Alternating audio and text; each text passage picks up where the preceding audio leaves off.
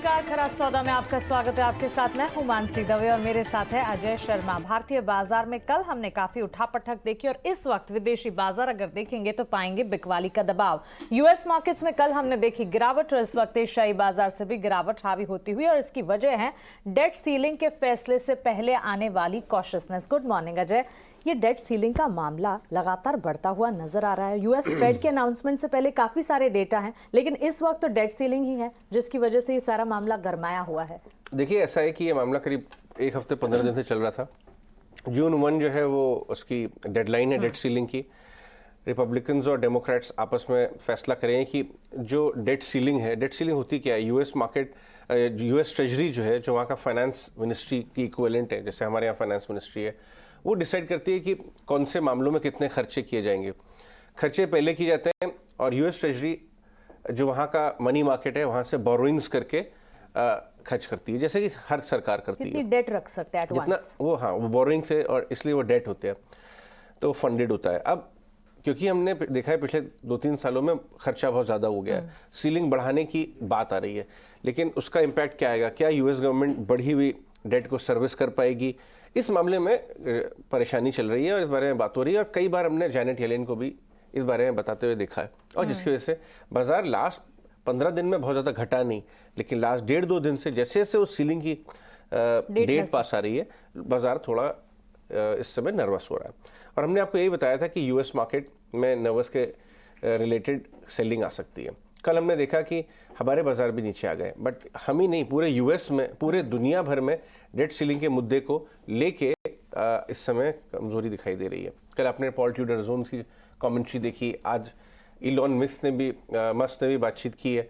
सारे बड़े लोग इस बारे में बातचीत करते हुए नजर आ रहे हैं। फेडरल रिजर्व के फैसलों पर सवाल उठा रहे हैं इनफैक्ट। जी हाँ, उन्होंने ये बात बोली है कि पहले तो रेट बढ़ाने में के डिसीजन में लेट थे यूएस फेड, और अब ये कह रहे हैं कि शायद काटने में भी लेट होंगे। क्योंकि ये तो बात सच है कि यूएस फेड ने हर बार तक पिछली बार यही बोलते रहे कि इन्फ्लेशन ट्रांजिटरी है, इन्फ्लेशन स्ट्रक्चरल होता चला गया। तो कहीं ना कहीं लॉस ऑफ फेस, जिसे अंग्रेजी में कहते हैं, कि कहीं ना कहीं थोड़ा सा एम्बैरेस है यूएस फेड।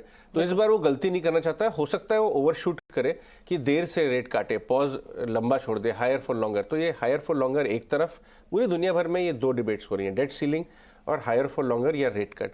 कल भी बहुत सारे फेड के बोर्ड मेंबर्स की कमेंट्री आई, लेकिन कुल मिला के जिस डायरेक्शन में ये जा रही है कि डेटा तो कमज़ोर होना शुरू होगा। अगर आप रियल एस्टेट के डेटा को देखिए और बहुत सारी चीज़ें डेटा को देखिए, कमज़ोर होना साफ तौर पे शुरू हो गया है और रेट्स भी नीचे आए, इन्फ्लेशन भी नीचे आया। लेकिन क्या ये ट्रांसलेट होगा रेट कट में? जो रेट अभी तक नीचे आया वो ग्रोथ डिसेलरेट हो गई है इन्फ्लेशन, बट ये रेट कट में ट्रांसलेट होगा या नहीं, ये देखने की बात है। तो इन दोनों चीज़ों में थोड़ी नॉइज हो रही है ग्लोबली। हम चले हुए हैं तो सावधानी बरतने में ज़्यादा बेहतर है इंडियन ट्रेडर और इन्वेस्टर के लिए। बिल्कुल। तो डेट सीलिंग के इर्द गिर्द ही विदेशी बाजार में इस वक्त जो है चर्चाएं नजर आ रही हैं, और कितना नॉन नेगोशिएबल होगा डेट सीलिंग को बढ़ाना, राइज करना, इस पर अब आगे चर्चा होगी और इस पर भी टेकअवेज आते हुए दिखेंगे। लेकिन चलिए भारतीय बाजार की तरफ आगे बढ़ेंगे और रुक करते हैं हेडलाइंस का, उसके बाद आगे बढ़ते हैं और भारतीय बाजार पर भी स्ट्रैटेजी डिस्कस करते हैं। हेडलाइंस। डेट सीलिंग बढ़ाने को लेकर गतिरोध से टूटे अमेरिकी बाजार। डाउ करीब 350 अंक गिरकर दिन के निचले स्तर पर हुआ बंद। नैस्डैक और S&P में भी 0.25 से आधे % की गिरावट। ज्यादातर एशियाई बाजारों में दबाव। SGX निफ्टी करीब 40 अंक गिरकर 18,300 के नीचे। चीन और हांगकांग के बाजार कमजोर, लेकिन जापान के बाजारों में बढ़त। चीन के कमजोर आर्थिक आंकड़ों से कच्चे तेल पर दबाव। ब्रेंट $75 के नीचे। डॉलर में मजबूती से सोने में 1.5% की गिरावट। $2,000 के नीचे फिसला। कैश मार्केट में FIs की लगातार 14वें दिन खरीदारी। 14 दिनों में 22,000 करोड़ रुपए से ज्यादा की खरीदारी। चौथी तिमाही में भारतीय एयरटेल के कमजोर नतीजे, मुनाफा अनुमान से ज्यादा, लेकिन आय और कामकाजी मुनाफे उम्मीद से कम। आरपू अभी 193 रुपए के पास सपाट। जिंदाल स्टील के कमजोर नतीजे, चौथी तिमाही में मुनाफा करीब 80% घटा। वहीं ओबरॉय रियल्टी के मुनाफे में 2 गुना से ज्यादा का उछाल, लेकिन मार्जिन्स पर दबाव। क्रेडिट एक्सेस ग्रामीण और काइंस टेक्नोलॉजीज के अच्छे नतीजे। क्रेडिट एक्सेस की आय 29% बढ़ी। काइंस टेक्नोलॉजीज के मुनाफे में 2 गुना का उछाल। वहीं एम्बर एंटरप्राइजेस के मुनाफे और मार्जिन्स में बढ़त। एफएनओ में जुबिलियंट फूड, आरईसी, वर्लपूल के नतीजे आज। कैश मार्केट में रेलटेल, शीला फोम, जेके टायर, क्वेस्ट कॉर्प, थर्मैक्स के नतीजों पर रहेगी नजर। पेटीएम के शेयर पर रहेगी नजर। Senior vice president Bhavesh Gupta को चीफ ऑपरेटिंग ऑफिसर और प्रेसिडेंट बनाया गया। अडानी हिंडनबर्ग मामले की सुप्रीम कोर्ट में आज फिर होगी सुनवाई। सेबी ने जांच पूरी करने के लिए मांगा था 6 महीने का अतिरिक्त समय। और फोकस में रहेगा स्पाइसजेट का शेयर। एनसीएलटी में इंसॉल्वेंसी मामले की सुनवाई आज।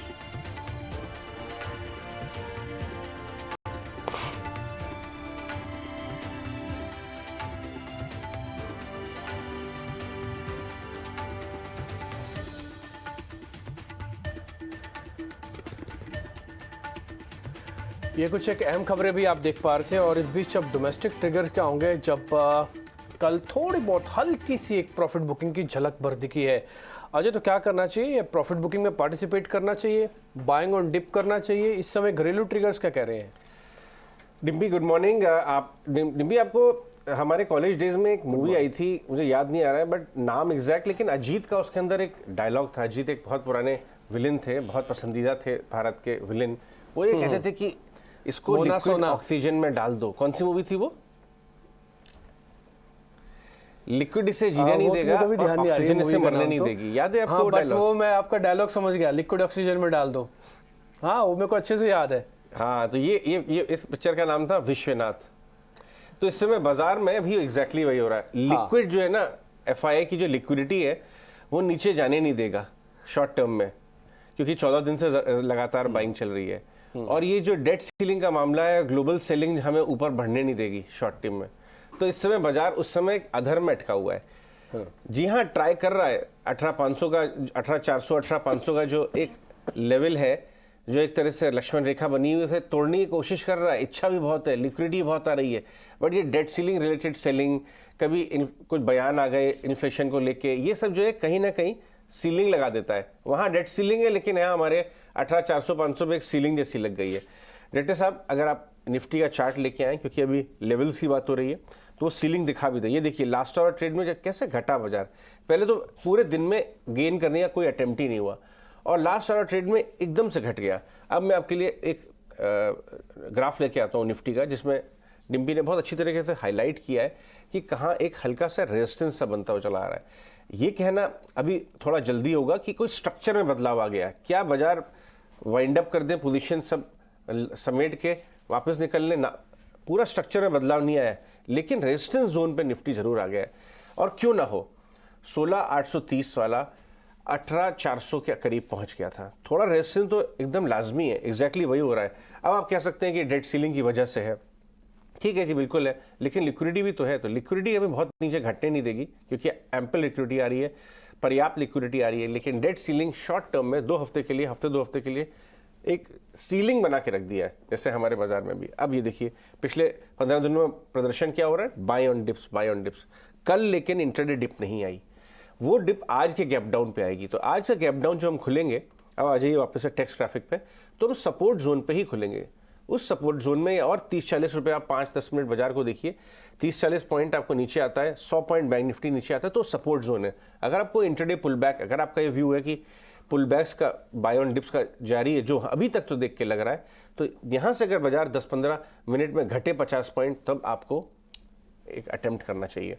क्योंकि इस समय अगर आप देखें, आईटी को छोड़ के, एक आध बजाज फाइनेंस को छोड़ के, बहुत ज़्यादा बाजार के अंदर एडवांस डिक्लाइन भी कमज़ोर था, क्योंकि मिड कैप घट गए थे एकदम। ऐसा लग रहा था कि एकदम से बाजार ने पोजीशन अपनी छोड़ दी है। रिलायंस की कोई मदद नहीं आ रही थी, एचडीएफसी ट्विंस में डिविडेंड का मामला था, बैंक निफ्टी भी कमज़ोर हो गया था। तो आज के गैप डाउन को इस्तेमाल करें, बहुत ज़्यादा चेज नहीं करें आप बाजार को। तो इस तरह का बाजार आपको नजर आ रहा है। कल शाम को 2-3 अच्छे नंबर्स आए। देखिए नंबर्स भी लिक्विड ऑक्सीजन वाला ही काम कर रहा है इस समय लिक्विडिटी के साथ। क्रेडिट एक्सेस के पूरे लेंडिंग में माइक्रो फाइनेंस ने सबसे अच्छे नतीजे दिए, कल अच्छे आए। बीओबी के नंबर अच्छे आए, एलआईसी हाउसिंग के अच्छे आए। जेएसपीएल में और भारती में एक माइनर मिस था, तो आपको वहां थोड़ी सी नरमी आ सकती है, लेकिन वहां तो उम्मीद ही बहुत ज़्यादा नहीं थी। कौन बहुत ज़्यादा भारतीय एयरटेल का पोजीशन लेके गया होगा कि तोड़फोड़ नंबर आएंगे, उम्मीद ही बहुत कम थी, तो उसके अंदर ट्रेड नहीं था। ओवरऑल मोमेंटम अभी भी स्ट्रक्चर ठीक है। अगर आप अर्निंग्स का देखें, अर्निंग मोमेंटम बराबर है। एफआईएस की 14 दिन से लगातार बाइंग चल रही है, ये सबसे लंबी लगातार बाइंग है 3 साल में। तो कहीं ना कहीं ये वाला माहौल है। लेकिन एफआईएस क्या कर रहे हैं और उनके लॉन्ग पोजीशन शॉर्ट पोजीशन कहाँ पे है, क्या काम हो रहा है ऑप्शंस में, ये डिम्पी बताएंगे। डिम्पी बताइए। देखिए अजय, ये बात बिल्कुल ठीक है कि आप अब तक पिछले 2.5-3 साल की सबसे लंबी कैश की एफआईएस बाइंग देख रहे हैं, लेकिन एक वर्ड जरूर एंटर कीजिए, वो है कैश। क्योंकि अगर आप फ्यूचर्स में देख रहे हैं ना, तो कुछ वैसा इंटरेस्टिंग पार्ट दिख नहीं रहा अभी नहीं है।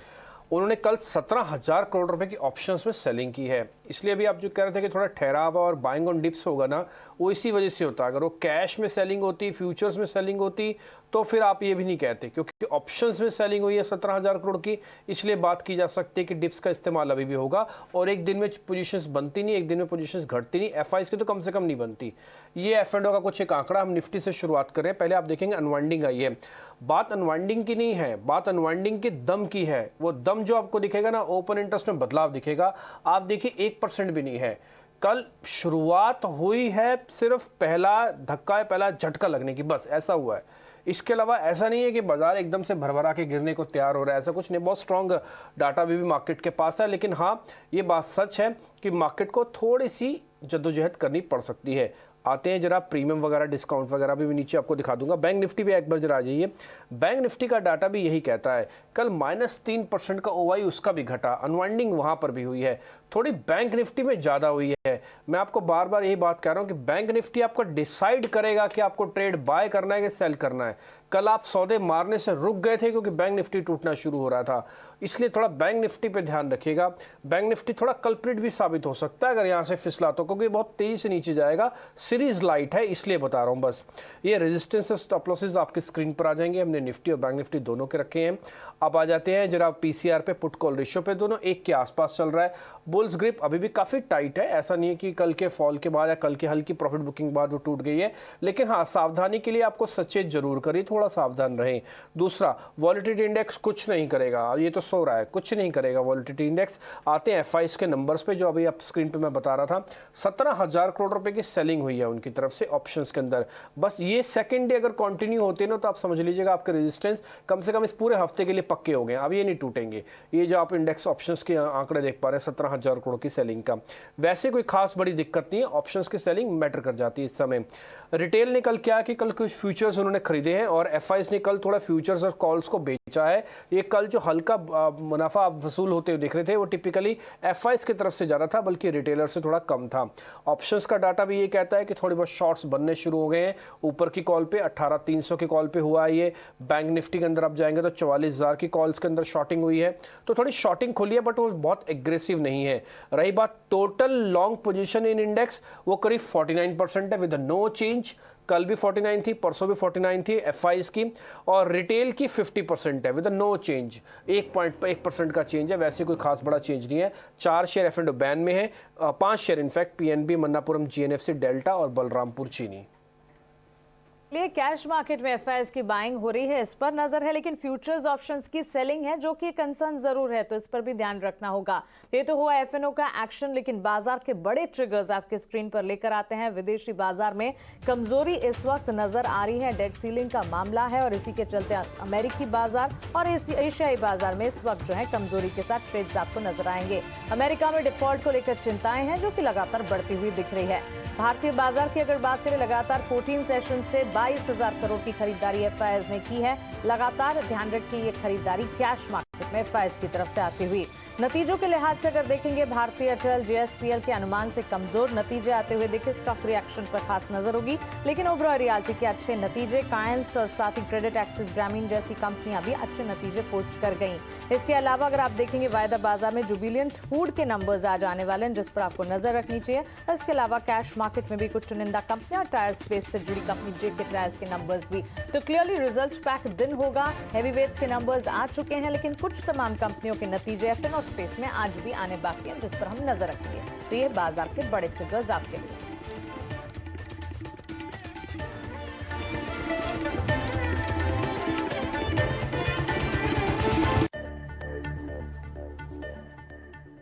और चलिए आगे बढ़ते हैं और अब खबरों की तरफ रुख करते हैं। त्रिमूर्ति सेगमेंट लेकर शरद हमारे साथ हर रोज की तरह जुड़ गए हैं। 3 शेयर्स जो कि आज खबरों के दम पर एक्शन में रहेंगे। शरद, गुड मॉर्निंग, आप बताइए।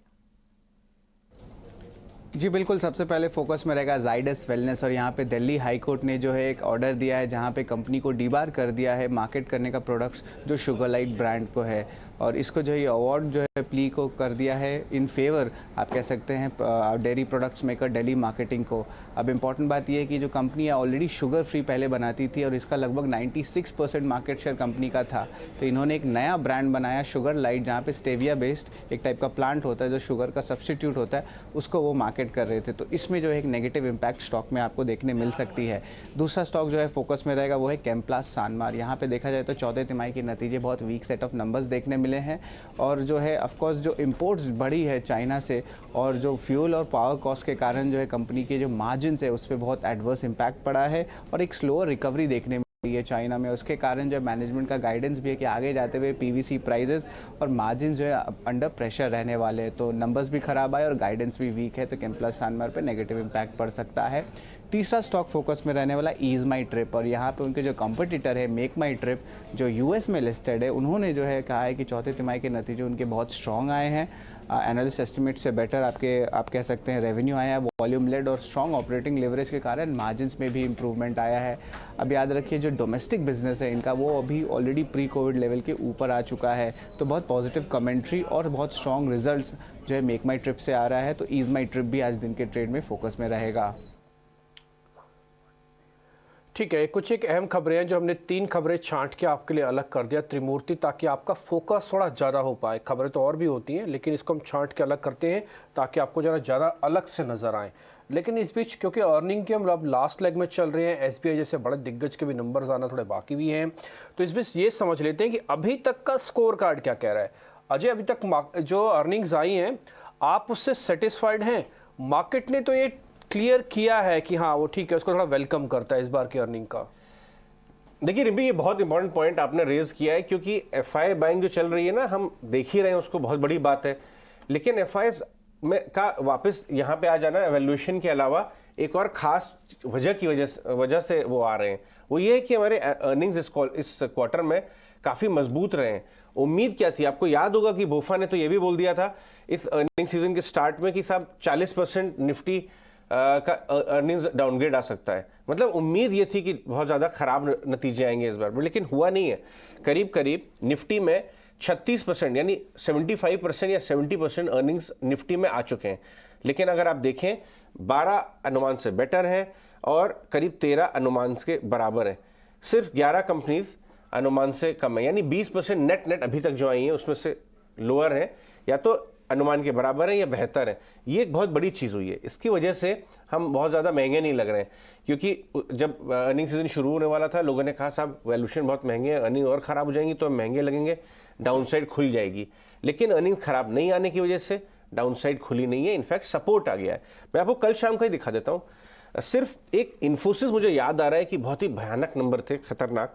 उसके अलावा ऐसा कोई मेजर डाउनग्रेड वाले नंबर मुझे ध्यान ही नहीं आ रहा है इस बार। कल शाम को देखिए पीएसयू बैंक्स में, हालांकि कल एसबीआई का नंबर है, लेकिन कल शाम को बीओबी का नंबर आया, वो भी एक तरह से इंडिकेटर है पीएसयू बैंक्स के रुझान का। नंबर ठीक आया। यूनियन बैंक ने लोगों के मन में ये डाल दिया था कि शायद पीएसयू बैंक में कमजोरी आएगी, बट हुआ नहीं। एटलीस्ट आप बैंक ऑफ बड़ौदा का देखिए, क्रेडिट एक्सेस का देखिए, एलआईसी हाउसिंग फाइनेंस के देखिए, तो नंबर्स ओवरऑल जो अभी तक आ गए हम आपको एक प्लेट पे दिखाएंगे, स्ट्रॉन्ग, वीक और ओके टाइप। ओके ठीक है, उसमें थोड़ा सी गड़बड़ी आ रही है, हम आगे चलते हैं, वापस लेके आएंगे। बट मोटा मोटा बात यह है कि अर्निंग मोमेंटम अभी भी बरकरार है। सुमित मूलचंदानी और संतोष मीना के पास हम जाएंगे। अगर हमारे पास एक प्लेट है कि रिजल्ट्स कौन सी हैं, ये देखिए। एलआईसी हाउसिंग मैंने आपको बताया अच्छे आए, एम्बर एंटरप्राइजेस इलेक्ट्रॉनिक मैन्युफैक्चरिंग अच्छे आए, क्रेडिट एक्सेस अच्छे आए, सीसीएल ऑलरेडी चल रहा था, इनलाइन मेट्रोपोलिस, भारती कमजोर और जेएसपीएल कमजोर। इन पे हम ट्रेड क्या करेंगे, कैसे ट्रेड करेंगे, ये बात करेंगे अभी। लेकिन सुमित और संतोष दोनों आ चुके हैं। सुमित बाबू गुड मॉर्निंग। संतोष आपको भी, आज आपको आने में ऑफिस में देर हो गई क्या? बहुत ट्रैफिक था, क्या मामला था? अहमदाबाद में तो 8:15 पे बहुत ज़्यादा ट्रैफिक होता नहीं है, लोग 10 बजे से पहले उठते ही नहीं सो के। सर नाम मत खराब कीजिए, जल्दी उड़ जाते हैं, लेकिन कभी कभार फंक्शन फैमिली को भी ध्यान देना पड़ता है। मजाक बिल्कुल। कर रहे हैं। अच्छा, घर में फंक्शन था आपके? Very good, very good, congratulations. Thank you sir. अब बताइए कि ट्रेड कैसे करेंगे? कल स्क्वायर करके गए या स्टॉप लॉस लगा कि अभी होल्ड कर रहे हैं? निफ्टी बैंक निफ्टी को कैसे ट्रेड करेंगे आप ही बताइए पहले। जी गुड मॉर्निंग सर। तो देखिए, वीकनेस मुझे निफ्टी में थोड़ी सी ज्यादा दिखाई दे रही है comparing to bank Nifty. Bank Nifty में कल भी देखिए पीएसयू में काफी अच्छा जो रिजल्ट्स आए थे। पीएसयू में छोटे बैंक जो थे वो मार्केट को पकड़ के खड़े थे। बैंक निफ्टी की मैं बात कर रहा हूँ।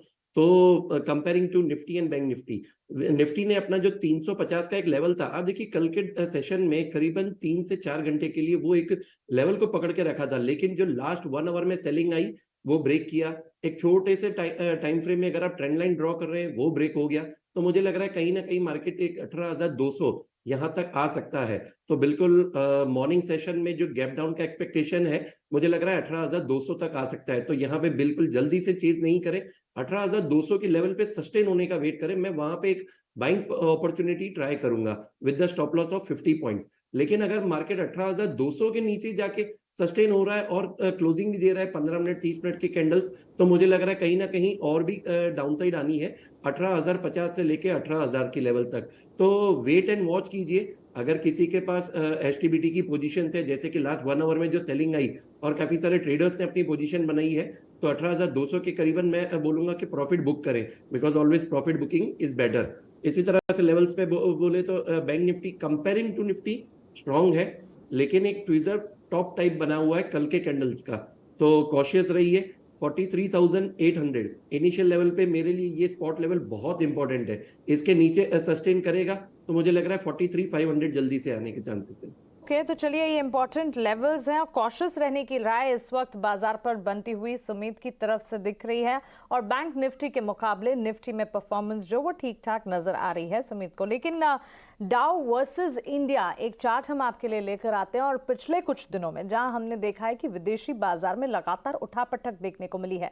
देखिए, आप स्क्रीन पर देख रहे हैं डाउ जोन्स, जो कि येलो लाइंस है वो डाउ जोन्स हैं, और साथ ही ब्लू लाइंस में निफ्टी का प्रदर्शन। निफ्टी 5.4% के अपमूव्स दिखा चुका है। और वही आप विदेशी बाजार यूएस मार्केट्स में डाउ का प्रदर्शन देखेंगे, काफी वॉलेटिलिटी, स्टीप डाउनटर्न्स भी बीच में देखने को मिले। और इस वक्त भी अगर आप देखेंगे सेंटिमेंट्स लगातार कमजोर होते हुए, तो क्लियर कट इंडिकेशंस मिल रहे हैं कि भारतीय बाजार की स्थिति जो है इस वक्त बेहतर है अगर विदेशी बाजार से कंपेयर करने की कोशिश करें। आइए संतोष से जानते हैं आज ट्रेड सेटअप उनका क्या होगा। कॉशियस आउटलुक होगा संतोष आपकी भी तरफ से, बताइए क्या स्ट्रैटेजी बना रहे हैं।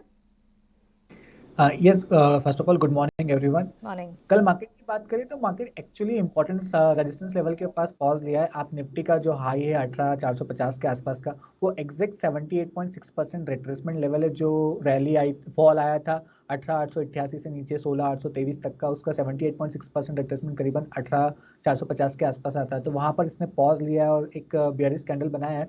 बट ओवरऑल मोमेंटम बुलिश है और एफआईएस की कैश मार्केट में बाइंग है, तो शॉर्ट की सलाह नहीं है। लेकिन जो थोड़ा सा एग्रेसिव ट्रेडर्स हैं मेरे हिसाब से वो शॉर्ट भी बना सकते हैं। 18,250 तोड़ता है तो 200 का इमीडिएट सपोर्ट है, लेकिन 200 तोड़ता है तो एक संभावना बनती है कि 18,050 से 18,000 के जोन में हम एक बार जा सकते हैं। क्योंकि कल एफआईएस की डेरिवेटिव मार्केट की पोजीशनिंग देखे तो कल उनकी तरफ से कॉल राइटिंग हुई है एंड पुट में जो उनकी शॉर्ट्स थे वो उन्होंने थोड़े से कवर किए। तो कैश में तो उनका मोमेंटम जारी है, लेकिन डेरिवेटिव मार्केट में थोड़ी सी उनकी बेरिश पोजीशन बनी है। तो या तो होल्ड करे या फिर जो एग्रेसिव ट्रेडर्स है वो शॉर्ट बना सकते हैं। सिमिलरली बैंक निफ्टी की भी बात करें तो बैंक निफ्टी अपने ऑल टाइम हाई के पास एग्जैक्ट पॉज लिया है। नीचे 43,750 इमीडिएट सपोर्ट है। अगर 750 टूटता है तो 43,500, 43,500 टूटता है तो शायद हम एक बार 43,000 के लेवल तक जा सकते हैं। तो very near term, very short term में थोड़ा सा प्रॉफिट बुकिंग आ सकता है। बट अगर कोई प्रॉफिट बुकिंग आता है तो ओवरऑल ट्रेंड बुलिश है, इसलिए एक बाइंग अपॉर्चुनिटी के रूप में देखेंगे। ग्लोबल मार्केट्स की बात हो रही तो ग्लोबल मार्केट्स भी एक रेंज में अटके हुए। डाउ तो देखे तो एक काफी समय से एक अटका हुआ है, थोड़ा सा वीकनेस है। नैस्डैक पॉजिटिव बायस के साथ ट्रेड कर रहा है। एक इंडेक्स है जापानीज मार्केट का निक्केई, वहाँ वो वैसे हमको इतना कोरिलेट नहीं करता, बट वहाँ पे नजर है मेरी, क्योंकि वहाँ एक स्ट्रॉन्ग मोमेंटम बना हुआ है। वहाँ पर आप देखें तो कुछ पॉलिसीज चेंजेस भी हो रहे हैं। शायद ये इंडेक्स 90 का जो हाई था इसका शायद उस और बढ़ रहा है। तो अभी तो ऐसे हमारे मार्केट से कोई ज्यादा कोरिलेशन नहीं है, फिर भी मैं कोशिश करूंगा स्टडी करने की कौन से सेक्टर या स्टॉक्स जिस पर इसका एक पॉजिटिव इंपैक्ट आ सकता है। इनफैक्ट चलिए ये इसी बात पे आगे लेके चलते हैं। हमारे साथ निकुंज भी स्टूडियोज में मौजूद हैं। गुड मॉर्निंग निकुंज। निकुंज, ये ग्राफिक देखिए आप, डाउ जोन्स ने करीब 15-20 दिन से भयंकर अंडर परफॉर्मेंस पकड़ लिया। इनफैक्ट निफ्टी जो है यूएस मार्केट्स को आउट परफॉर्म करता हुआ नजर आ रहा है, और ये आ रही है एफआईआई के फ्लोज के साथ। ये मजबूती आप 20-25 दिन से कह रहे थे कि इंडियन मार्केट बेचिए मत, ये समय बेचने का नहीं है। ये आपको लगता है जारी रह सकती है? मोमेंटम ठीक लग रहा है अभी? देखिए, यूएस मार्केट मुझे अच्छे नहीं लग रहे हैं। जी, क्यों अच्छे नहीं लग रहे हैं? बिकॉज अब वहाँ पर सेकंड हाफ के अंदर सॉफ्ट लैंडिंग या हार्ड लैंडिंग की डिबेट चालू हो जाएगी, और दिसंबर के बाद फिर वहाँ पे इलेक्शन जो आने वाला है उसको लेकर के अटकलें लगने लग जाएगी। हम एक डेट सीलिंग का मुद्दा देख रहे हैं, जिसके अंदर जो एक इकोनॉमी के लिए इंपॉर्टेंट चीज़ है, जिसमें रिपब्लिकन्स और डेमोक्रेट्स की खींचाखाची चल रही है। अरे भाई, डेट सीलिंग इज इम्पॉर्टेंट। सबको पता है कि यूएस इकोनॉमी का फिजिकल डेफिसिट जो है 10 ट्रिलियन था। 10 ट्रिलियन से पिछले 13 साल के अंदर 31 ट्रिलियन डॉलर हो चुका है। तो अब डेट सीलिंग नहीं बढ़ाएंगे तो यूएस डिफॉल्ट हो जाएगा। यूएस डिफॉल्ट हो जाएगा तो भले रिपब्लिकन्स और डेमोक्रेट्स हो, सबको उसमें क्षति होने वाली है। तो इस समय यूएस मार्केट्स में मुझे लग रहा है कि एक तो पॉलिटिकल क्लाउड ऊपर से आ गया है, नेक्स्ट इलेक्शन ईयर है, और इकोनॉमी का जो स्तर है वो बहुत मजबूत, वो बहुत अच्छा नहीं लग रहा है। आपको बॉन्ड मार्केट ने कल रात को बोला है कि इंटरेस्ट रेट्स ऊपर रह सकते हैं, लॉन्ग फॉर लॉन्ग, जो वर्ड यूज़ कर रहे हैं, लॉन्ग फॉर लॉन्ग, यानी लंबे समय तक इंटरेस्ट रेट्स ऊपर रह सकते हैं। इक्विटी मार्केट आपको कह रहा है कि इंटरेस्ट रेट्स नीचे आएंगे। तो इस प्रकार की खिंचातानी मुझे लग रहा है यूएस मार्केट में चल रही है। बॉन्ड मार्केट कह रहा है रेट्स नीचे नहीं आएंगे, इक्विटी मार्केट्स कह रहा है रेट नीचे आएंगे। और ऐसे में हमारे बाजार जो हैं वो कहीं ना कहीं एक छोटी सी सीलिंग आ गई है लेवल्स पे देखा जाए तो।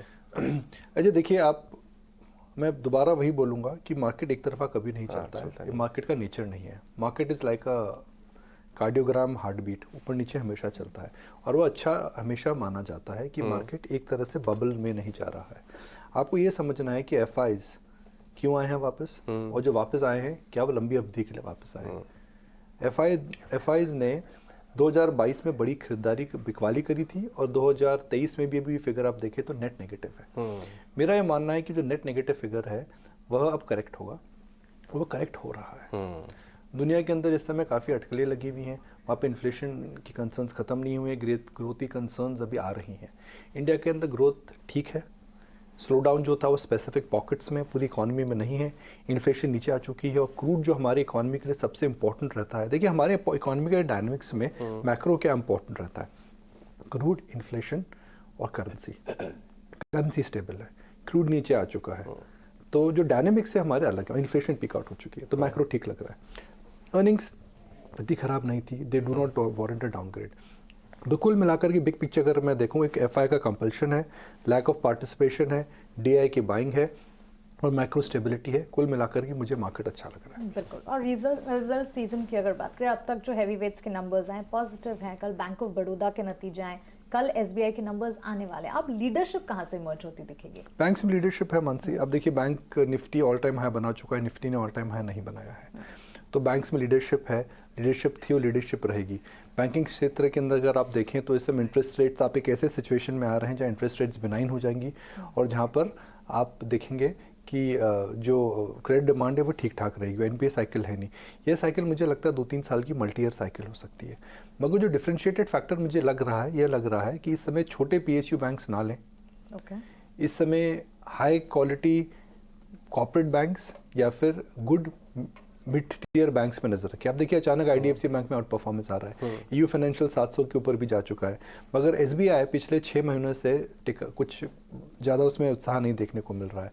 बैंक यूनियन यूको बैंक को देखिए आप, यूनियन बैंक को आप देखिए। तो ये जो पीएसयू बैंक्स के अंदर एक तरफा रैली जो हमने 2022 में देखी थी, मुझे लगता है कि वह अब थम सी रही है। Right. In fact IDFC first bank तो फ्रेश 52 वीक हाई पे भी आ गया। आईसीआईसीआई एयू बैंक देखिए 700 750 है शायद कल। एयू में एक करेक्टिव फेज आया था, वो पहला अनाउंसमेंट जो था 3 साल वाला, उसके बाद 17% करेक्ट हो गया, बट उसके बाद काफ़ी फॉलोअप बाइंग आई है पिछले 2-3 हफ्ते में एयू को लेके आइए। देखिए, कल भी 1.5% ऊपर बंद हुआ। Right, thank you very much Nikunj in stocks पर अपने व्यू के बारे में। अब हम ट्रेडिंग आइडियाज़ के बारे में बात करते हैं। सुमित, संतोष दोनों हमारे साथ हैं। सुमित, आपके स्पेसिफिक ट्रेडिंग आइडियाज इस बाजार को लेके क्या होंगे इस समय? पिक रहेगा हुडको हाउसिंग एंड अर्बन, देखिए स्टॉक ने अपना एक बेस बनाया था 40 से 42 के लेवल से काफी अच्छा रिबाउंड किया था, लेकिन पिछले 8 से 10 सेशन से एक म्यूट जैसा परफॉर्मेंस था। तो कल के सेशन में आप देखिए एक फ्लैग फॉर्मेशन हुआ, फ्लैग फॉर्मेशन का ब्रेकआउट हुआ, और वीकली टाइम फ्रेम पे अगर आप देखेंगे तो कप एंड हैंडल का ब्रेकआउट आने का तैयारी है। तो बिल्कुल स्टॉक मुझे अच्छा लग रहा है। कल के डेट में वॉल्यूम देखिए, वॉल्यूम ऑलमोस्ट कह सकते हैं कि पिछले 6 महीने का हाईएस्ट वॉल्यूम बना है। तो बिल्कुल यूटिलाइज कीजिए, करंट मार्केट प्राइस पे भी बाय कीजिए और डिप्स को भी यूटिलाइज कीजिए। Current market price is around 58, 59, targets रहेंगे 77, 85, स्टॉप लॉस रहेगा 51 का। दूसरा रहेगा फिनोलेक्स इंडस्ट्रीज, पिन पाइप जिसका कोड आता है, करंट मार्केट प्राइस है 187 के करीबन। सेम फॉर्मेशन है, वीकली ब्रेकआउट है, ट्रेंड लाइन ब्रेकआउट है, आप इसको यूटिलाइज कीजिए। स्टॉप लॉस रखिए 169 का, टारगेट रहेगा 218 एंड 232। चीज जो स्टॉक है फिन पाइप्स के नाम से जो आता है, इसमें काफी अच्छी आउट परफॉर्मेंस भी आ रही है, मोमेंटम बहुत शानदार है। रेड्डी साहब जरा 3 महीने का चार्ट दिखाइए। 3 महीने का चार्ट दिखाएं तो 220 230 के टारगेट से यहाँ से भी सुमित को इसके अंदर मोमेंटम जारी रहता नजर आता है। ये देखिए ये कल है, और 3 महीने का अगर आप चार्ट देखें तो ये करीब करीब 160 के लेवल से रिबाउंड होके 190 के करीब जाता हुआ नजर आ रहा है। संतोष आप बताइए आपके ट्रेडिंग आइडियाज क्या होंगे इस समय? दो आइडियाज है, एक बाइंग साइड है, एक शॉर्ट साइड है। पहले शॉर्ट साइड है अल्ट्राटेक सीमेंट। इस स्टॉक की बात करें तो एक आउट परफॉर्म कर रहा था, लेकिन एक ऊपर ट्रेंड लाइन रेजिस्टेंस पे इसने एक बेरिश एंगल्फिंग कैंडलस्टिक बनाया है, तो लग रहा है कि शायद एक छोटा प्रॉफिट बुकिंग आ सकता है। स्टॉक अपने 20 डे मूविंग एवरेज को टेस्ट कर सकता है, तो यहाँ पर शॉर्ट करने की सलाह रहेगी। 7600 का टारगेट रहेगा, 7750 का स्टॉप लॉस रहेगा। दूसरा स्टॉक है मेरा पॉलिसी बाजार। इस स्टॉक की बात करें तो इस स्टॉक में एक अच्छा मोमेंटम देखने को मिल रहा है। लोअर लेवल से 400 का जो लेवल था वहां से ये 50% रैली कर चुका था और 600 के आसपास कई दिनों से कंसोलिडेट कर रहा था। अब ये 50 डे मूविंग एवरेज पर एक बेस बनाकर फिर से मोमेंटम पकड़ते हुए नजर आ रहा है। कल के कमजोर बाजार में भी यहाँ एक अच्छे वॉल्यूम के साथ बाइंग मोमेंटम देखने को मिला। मुझे लगता है तेजी जारी रह सकती है, तो यहाँ पर खरीदारी करना चाहिए। 666 का टारगेट रहेगा और 612 रुपीज का स्टॉप लॉस रहेगा। ओके ठीक है, ये कुछ एक स्टॉक्स आप अब देख पा रहे हैं संतोष की तरफ से। संतोष और सुमित दोनों ने अपने अपने ट्रेड दे दिए और दोनों के आपने अच्छे से नोट कर लिए होंगे। बाय कॉल्स ही अमूमन। एक का हमारे त्रिमूर्ति शेयर्स के अंदर ईज माई ट्रिप के बारे में आज चर्चा हुई है, खबर आपकी स्क्रीन पर आ जाएगी। सुमित आप जरा उसके चार्ट देखिए तो, क्योंकि अब छुट्टियां भी होने वाली है बच्चों की। और दूसरा ईज माई ट्रिप को जरा देखिए, ठीक लग रहा है क्या आपको? डिम्पी जी चार्ट के बेसिस पे देखिए अभी भी स्ट्रॉन्ग मोमेंटम नहीं बना। पिछली बार भी मार्च मंथ में अपने 200 मूविंग एवरेज को ही रिजेक्शन दिया और फिर से स्टॉक नीचे आ गया। हालांकि अगर आप एक स्ट्रॉन्ग बेस देखेंगे तो करीबन 40 से 41 का एक स्ट्रॉन्ग बेस है, लेकिन मुझे लग रहा है कि अगर किसी के पास ऑलरेडी होल्डिंग है तो ये एक स्टॉप लॉस के साथ खड़े रहें। फ्रेश बाइंग के लिए मैं अभी भी सलाह नहीं दूंगा। अपने 200 मूविंग एवरेज जो एक एवरेज आ रही है 50 की, जब तक ये स्टॉक ये लेवल्स सस्टेन नहीं कर रहा on the closing basis, we will not enter a fresh trade here. चलिए फ्रेश ट्रेड की एंट्री पर इस वक्त कोई राय नहीं मिलेगी ईज माई ट्रिप पर, हालांकि नतीजे अच्छे आते हुए देखने को मिले। लेकिन त्रिमूर्ति सेगमेंट में दो और स्टॉक्स जिस पर नेगेटिव न्यूज फ्लोज थे। जाइडस वेलनेस कंपनी के एक ब्रांड शुगर लाइट के नाम के इस्तेमाल पर दिल्ली हाईकोर्ट की तरफ से रोक लगाई गई है। और इसके अलावा अगर आप देखिए कैम्प्लास सनमार्क कंपनी के कमजोर नतीजे आए। संतोष दोनों स्टॉक्स पर आपसे राय जानना चाहेंगे। जाइडस वेलनेस करीब 1-1.5% की तेजी कल देख रहा था, कैम्प्लास में बिकवाली थी और नतीजे भी कमजोर आए। ट्रेड्स कैसे लें?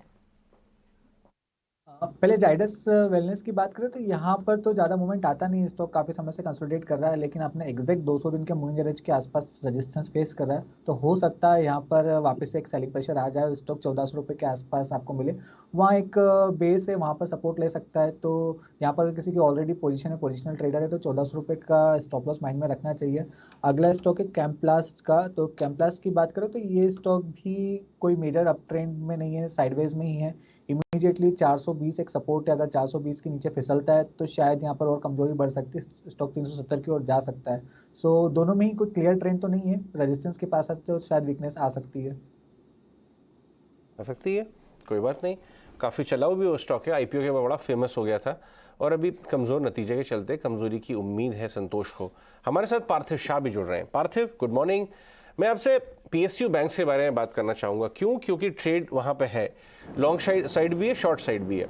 लोग रिजल्ट के बाद देख के पीएसयू बैंक को बेचने की कोशिश कर रहे हैं कि काफ़ी चले हुए हैं। हमने कुछ सेलेक्ट पीएसयू बैंक के जो थोड़े नरम नतीजे आए यूनियन बैंक वगैरह के, लेकिन बीओबी ने कल अच्छे नंबर्स दिए, अब कल एसबीआई भी है। आप बीओबी को कैसे देख रहे हैं इस समय, इस रिजल्ट्स के बाद जिस तरह का परफॉर्मेंस आया? डॉक्टर साहब 6 महीने का ग्राफ दिखाइए, ऊपर 220 वाला थोड़ा नीचे आया था, आपको लगता है ये स्केल बैक कर लेगा? सुपीरियर अर्निंग्स हैं इसके, मजबूत हैं, यहाँ से लेना चाहिए? गुड मॉर्निंग अजय, पैनलिस्ट और व्यूअर्स। सी डेफिनेटली स्टैंड आउट नंबर्स है, क्योंकि सबसे पहले मैं बात करूंगा इन terms of return on assets, ROA improvement बहुत ही स्टेलर रहा है ये क्वार्टर। और हम जानते हैं कि उनका करीबन 1300 करोड़ का एक्सपोजर है टू गो एयरवेज, और वहाँ पे उन्होंने 500 करोड़ का प्रोविजनिंग लिया है। ये लेने के बाद भी हमने देखा है कि उनके जो रिजल्ट्स है इन टर्म्स ऑफ ऑपरेशनल परफॉर्मेंस बहुत ही स्ट्रॉन्ग रहे। इन टर्म्स ऑफ क्रेडिट कॉस्ट भी देखें तो पहले के स्तर से काफ़ी नीचे आए हैं। और सबसे अच्छी बात यह है कि credit growth, I think 19% year on year credit growth, 5% quarter on quarter growth, I think ये बहुत ही शानदार है। और बहुत ही सिलेक्टिवली उन्होंने क्रेडिट ग्रोथ दी है इन terms of focusing more on retail assets, क्योंकि कॉर्पोरेट ग्रोथ के जो स्प्रेड्स है उसमें ज़्यादा कमाई नहीं थी, तो उन्होंने ज़्यादा फोकस रिटेल एसेट्स पे किया है। उनकी इंटरनेशनल बुक है, वहाँ पे भी सॉलिड एक लो बेस से सॉलिड ग्रोथ दिखा है। तो एक्चुअली पहले PSU banks were taken into consideration in terms of key asset quality improvement, in terms of lowering of credit cost, लेकिन अभी हम देख रहे हैं कि यहाँ पे ग्रोथ भी वापस आ रहा है। कैपिटल एडिक्वेसी काफ़ी स्ट्रॉन्ग है, और अभी भी मेरा ऐसा मानना है कि बैंक ऑफ बड़ौदा जैसी कंपनी है या एसबीआई जैसी कंपनी है, वहाँ पे जो वैल्यूएशंस है वो उनके लार्जर पीयर्स से करीबन 30 to 40% डिस्काउंट पे है। और मुझे लग रहा है कि ये डिस्काउंट थोड़ा नैरो हो सकता है। हमेशा ये डिस्काउंट पे रहेंगे बिकॉज पीएसयू बैंक्स है, लेकिन यहाँ पे डिस्काउंट नैरो हो सकता है because in the same term private sector banks भी अच्छा ग्रोथ कर रही है। तो ओवरऑल आई थिंक नंबर्स की क्वालिटी काफी अच्छी है, और इवन FY25 बेसिस पे मैं 1 का प्राइस टू बुक मल्टीपल देता हूँ, which is very very conservative in such a growth environment, in such good credit quality environment. तो भी 220 का प्राइस करीबन बनता है। तो उस लिहाज से यहाँ पे करीबन 17 से 18% की अपसाइड तो ये साल में डेफिनेटली दिख रही है। बिल्कुल, margin expansion, deposit growth, loan growth controlled और रिटेल कैटेगरी में भी काफ़ी हद तक स्ट्रॉन्ग ट्रैक्शन देखने को मिला। अभी थोड़ी देर पहले निकुंज भी बता रहे थे स्मॉलर पीएसयू बैंक्स के बदले हाई क्वालिटी कॉर्पोरेट बैंक्स और मिड टियर बैंक्स पर फोकस रखें। लेकिन चलिए आगे बढ़ते हैं, ब्रोकरेज हाउसेस की नज़र कहाँ है ये हमें बता रही है वामाक्षी, उनसे जानते हैं। वामाक्षी बताइए, ब्रोकरेज रिपोर्ट्स आज क्या हैं? जी बिल्कुल, शुरुआत करते हैं LIC हाउसिंग के साथ। हम देख रहे हैं नतीजों के बाद कंपनी की तरफ से पर काफ़ी ब्रोकरेजेस आए हैं। CLSA का मानना है कि NIMs 2.9% पर आए हैं, और इनफैक्ट ये हाईएस्ट लेवल है 24 क्वार्टर्स में। एसेट क्वालिटी भी इम्प्रूव हुई है सीजनैलिटी के चलते, और मॉर्गन स्टैनली का मानना है कि 2 कंसेक्यूटिव मिसेस के बाद काफ़ी मजबूत नतीजे कंपनी ने पेश किए हैं। ओवरऑल अगर हम देखें, काफ़ी सारे ब्रोकरेजेस की तरफ से खरीदारी की राय आ रही है। इसके अलावा एयरटेल की अगर हम बात करें तो लार्जली ब्रोकरेजेस पॉजिटिव नज़र आ रहे हैं। रेवेन्यूज़ और EBITDA अनुमान के मुताबिक आया है, मगर प्रॉफिट्स कंपनी ने अनुमान से मजबूत रिपोर्ट किए हैं। 4G और पोस्टपेड सब्सक्राइबर बेस में ट्रैक्शन अभी भी नज़र आ रही है, मगर जो DTH बिजनेस है यहाँ पर अभी भी थोड़ी वीकनेस जारी है। इसके अलावा GSPL भी फोकस में रहेगा। मॉर्गन स्टैनली का मानना है कि हायर ओपेक्स के चलते कंपनी ने अनुमान से कमज़ोर EBITDA रिपोर्ट किया है। सब्सिडरीज़ के वीक परफॉर्मेंस भी अभी भी जारी है, और इसी के चलते मॉर्गन स्टैनली ने अपनी अंडरवेट की राय को बरकरार रखा है। IOCL की बात करें तो चौथे तिमाही के नतीजे अनुमान से काफ़ी मजबूत आए हैं स्ट्रॉन्ग रिफाइनिंग परफॉर्मेंस के चलते, मगर मार्केटिंग वीकर देन एक्सपेक्टेड रहा है। मार्केटिंग मार्जिन अनसस्टेनेबल नजर आ रहे हैं, क्योंकि इलेक्शंस के पहले एक प्राइस कट नजर आ सकता है। तो ओवरऑल जेफरीज की तरफ से होल्ड की राय है, मगर मॉर्गन स्टैनली की तरफ से ओवरवेट की राय है। इसके अलावा बैंक ऑफ बड़ौदा भी हमारे रेडार पर रहेगा। CLSA की तरफ से खरीदारी की राय आ रही है। उन्होंने अपना टारगेट प्राइस बढ़ाया है 225 प्रति शेयर पर कर दिया है, और मैक्वारी की तरफ से न्यूट्रल की राय है, टारगेट प्राइस 180 के साथ। ब्रोकरेजेस का कहना है मजबूत Q4 नंबर्स कंपनी ने पेश किए हैं, और ग्रोथ भी काफ़ी मजबूत नजर आ रही है। बैंक ऑफ बड़ौदा में ROA भी बढ़कर 1.4% के लेवल पर आ चुका है। और आखिर में हम फोकस करेंगे क्रेडिट एक्सेस ग्रामीण पर। नोम्यूरा का मानना है ऑलराउंड परफॉर्मेंस नजर आया है, और अनुमान से मजबूत कंपनी ने नेट प्रॉफिट रिपोर्ट किया है AUM ग्रोथ के चलते। तो इसी के चलते उन्होंने खरीदारी की राय दी है, और अपना टारगेट प्राइस भी बढ़ाकर 1350 कर दिया है। बिल्कुल वामाक्षी, शुक्रिया। ढेर सारे ब्रोकरेज रिपोर्ट्स थे और सारे के सारे ब्रोकरेजेस हमारे सामने रखने के लिए। क्रेडिट एक्सेस ग्रामीण अच्छे नतीजे आए, संतोष इस पर आपकी राय जानना चाहेंगे। नोमुरा की रिपोर्ट्स भी हैं, खरीदारी की राय तो थी, लेकिन टारगेट प्राइस जो है ये भी बढ़ा दी उन्होंने, 1300 से 1350 के टारगेट प्राइस कर दिए हैं। इनका कहना है कि MFI सेगमेंट में काफ़ी बड़ा क्वालिटी प्ले है, और ऑलराउंड परफॉर्मेंस जो अच्छी है और आने वाले क्वार्टर्स में भी अच्छी रह सकती है। क्रेडिट एक्सेस ऑलमोस्ट 2% की तेज़ी कल के सेटअप में भी दिखा रहा था, और अच्छे नतीजों के बाद अब टेक्निकल्स कैसे नजर आ रहे हैं? यस, इसका ओवरऑल स्ट्रक्चर देखें तो बुलिश ही है। पिछले एक साल के कंसोलिडेशन से बाहर आ रहा है और हम देख रहे हैं कई एनबीएफसी और माइक्रो फाइनेंस कंपनियों में एक तेजी का मोमेंटम बना हुआ है। तो जिसका ऑल टाइम हाई करीबन 1150 के आसपास का मुझे लगता है वहां तक जाएगा। अगर वो क्रॉस कर देता है तो स्टॉक में और तेजी देखने को मिल सकती है। अगला टारगेट फिर 1220 का आता है। नीचे अब जो 1040 का एरिया वो एक अच्छा सपोर्ट जोन का काम करेगा। तो व्यू बुलिश है, बने रहना चाहिए 1040 के स्टॉप लॉस से। ऊपर में 1150 क्रॉस करता है तो 1220 का अगला टारगेट रहेगा। और ट्रेडिंग आइडियाज़ की बात करते हैं। कल LIC हाउसिंग फाइनेंस के नंबर भी अच्छे आए। अगर आपने देखा हो तो हाउसिंग फाइनेंस कंपनीज इंक्रीजिंगली काफ़ी बढ़िया नंबर दे रहे हैं और टर्न हो रही है वहाँ पे। ऑन ग्राउंड वॉल्यूम अच्छे हैं।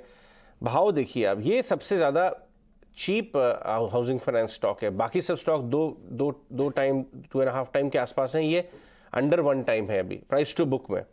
और अगर आप चार्ट्स पे देखें तो ये 295 का लो बना के धीरे धीरे वापस आ रहा है 395 के आसपास। नंबर अच्छे, अंडर परफॉर्मेंस है पीछे और वैल्यूएशन लो। क्या इसको इस भाव पे लेना चाहिए पार्थिव, LIC हाउसिंग? एक्चुअली रिजल्ट्स तो बहुत अच्छे हैं और मोमेंटम भी काफ़ी स्ट्रॉन्ग है HFCs के अंदर। लेकिन I am not a big fan of publicly run HFCs because इसमें जो डेवलपर लोन्स और LAP लोन्स रहते हैं वहाँ पे हमेशा एक क्वेश्चन मार्क रहता है कि आगे जाते कौन सी लोन प्रॉब्लम करे।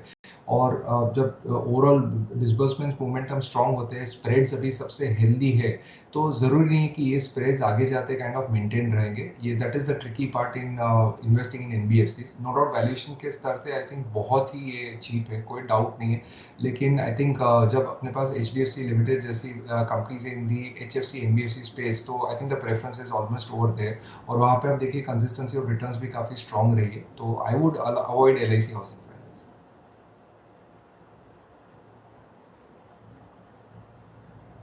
और शेयर भी है जिसपे आज थोड़ा ध्यान रखना चाहिए या फिर इम्पोर्टेंस रखता है, वो है BPCL। IOC के नंबर आने के बाद BPCL IOC में थोड़ा वापस से बज़ आया है और आज खबर ये भी है कि $6.3 बिलियन का वो कैपेक्स करने जा रहे हैं अलग अलग चीज़ों पर। एक बार BPCL के चार्ट आप चेक करेंगे सुमित, आपको ठीक लग रहा है? और अगर आप BPCL को अच्छा नहीं मानते तो फिर IOC भी बैक टू बैक देख लेना। ये चीज में पहले कंपैरिजन करें तो IOC का चार्ट मुझे ज्यादा अच्छा लग रहा है कंपेयरिंग टू BPCL। देखिए BPCL का एक स्ट्रॉन्ग रेजिस्टेंस जोन है, that is around 355 to 360 zone. पिछली बार भी देखिए 370 पे जाके एक छोटा सा यहाँ पे प्रॉफिट बुकिंग आया और कल के सेशन में यहीं से ही बाउंस बैक हुआ है। तो अगर किसी के पास ऑलरेडी होल्डिंग है, मैं बोलूंगा एक 350 का ट्रेलिंग स्टॉप लॉस के साथ खड़े रहे। कल ओपन लो कैंडल था, किकर पैटर्न का फॉर्मेशन था, तो कल का हाई अगर क्रॉस कर रहा है तो मुझे लग रहा है कहीं ना कहीं मोमेंटम फिर से बनेगा। मोमेंटम बना तो 2 टारगेट अचीव हो सकते हैं, 388, 405।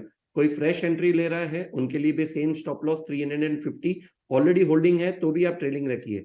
IOC ने देखिए काफी अच्छा रन दिया हुआ है, लेकिन जो पहला टारगेट रहेगा वो रहेगा 89। और 89 एक PRZ जोन है जिसको हम टेक्निकली बोलते हैं प्राइस रिवर्सल जोन। तो अगर यहाँ पे कोई नेगेटिव कैंडल फॉर्मेशन हो रहा है तो मैं बोलूंगा यहाँ पे थोड़ा सा प्रॉफिट बुकिंग करे, क्योंकि स्टॉक ने देखिए काफी अच्छा रन दिया हुआ है फ्रॉम 75 टू 87 लेवल्स।